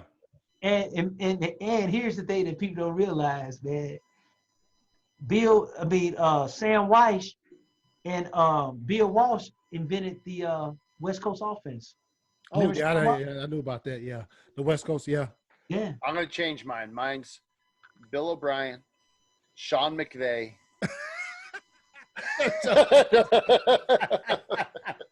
Boy, you get ready to make me fall out of this chair. Flores, and then who was it? Tomlin. That's my Mount Rushmore. Oh No, shit. man. Out of all those coaches you named, here's the thing. Out of all That's those a bunch of shade. Out of all those That's some coaches shade. you named, after all those coaches you named, who's the only one that won a Super Bowl? Tomlin. All right. All right, y'all. We about to wrap it up. Look, hey, I know out there, y'all. We talked about it earlier. We didn't get. My wife is mad at us too. By the way, we supposed to be watching Netflix tonight. So go watch Netflix. We, that ain't over. We didn't get to the last dance. We didn't get to the last dance, but I think that's. We'll save it for when PJ gets back. Yeah, and that way it's good. Yeah, and then Jonathan, you can, you know what I'm saying, catch up. I can catch up a little bit. Thank you. Yeah. So we're working a lot, man. I worked today was my 14th day straight working. So shit, man, get some rest. That's good. That paper must be strong then, boy. Got that college money coming in. Yeah. Hey. But I'm exhausted. Man, you know what they say, man. When you got to keep that credit strong to keep that wife happy. She happy. You got to keep that man. Everybody happy. And I'm doing a remodel of my house. I got a studio I'm making. What do you see this? So I'm gonna be looking good. So what do we have to do with it? We're not gonna be able to enjoy it. You won't be making a table for the place down here. Yeah, I'm waiting for a design, man. I don't have a design yet. Wait a minute. I thought you already had a design. No, I can make one if you want me to. Well, I'll talk to my brother about that. Yeah, PJ's supposed to. He's supposed to do some measurements, man, and then we'll. Yeah. Leave PJ's under house arrest tonight. You're gonna punish me. You guys saw the text I showed you guys, right? Yeah, we saw it. I'll talk to you tomorrow, big brother. Yeah. Yeah, man, we missed him. Hey, every time Jonathan turned his head, that green it just cuts out the other way. Nah, the other way. You see how it cuts out? The green spot in the middle. Because you got Celtics writing on your hat. Yeah, anything that's green, it doesn't show up. Oh, the signature cuts out. Yeah, man, we missed PJ because PJ was the man with the information box. The stats. Yeah. I don't know how to use my keyboard when we on here, man. So that's JB. That's JB. You know who that is? Who? Jaylen Brown.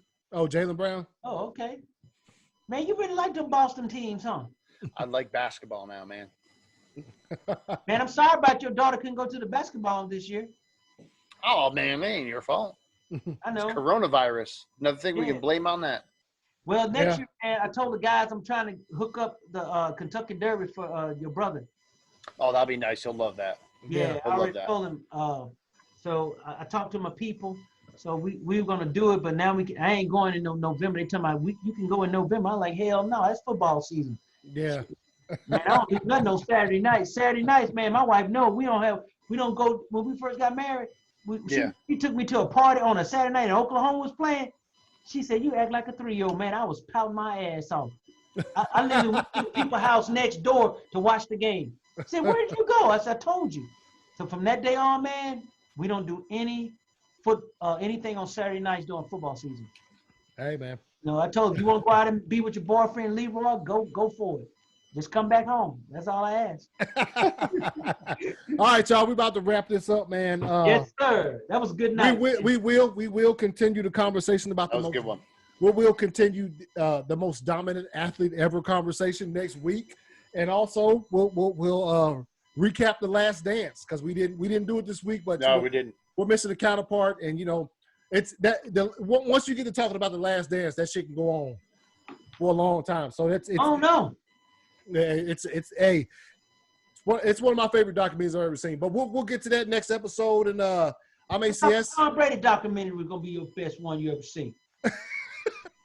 Hey, it's gonna be good as long as I get some dirt. As long as I get some dirt about. There ain't gonna be no dirt, man. There ain't gonna be no dirt. He's still playing. It'll still be the best one I ever seen, though. I don't need no dirt. You know what? I'm gonna relive it all. Relive it all. Hey, man. Go ahead, Anthony. Say hold up. You don't want to relive all of them because 3 of them episodes you ain't gonna like. I don't care. It don't matter. Tell him you got there in the Green Bay. It's good. It's healthy. It's healthy. So you got these. I've already come to terms with all the losses, man. So you got as hard as they are to watch, the wins are even better. Just say you got these. Your team got there. Your team got there. His team didn't. Hey, man, damn. Man, well, I gotta go in hard now. You know me. Shit. I'm ACS. You can find me on Instagram and Twitter at 2279ACS. I am Jonathan. Instagram and Twitter, I.R.Jonathan.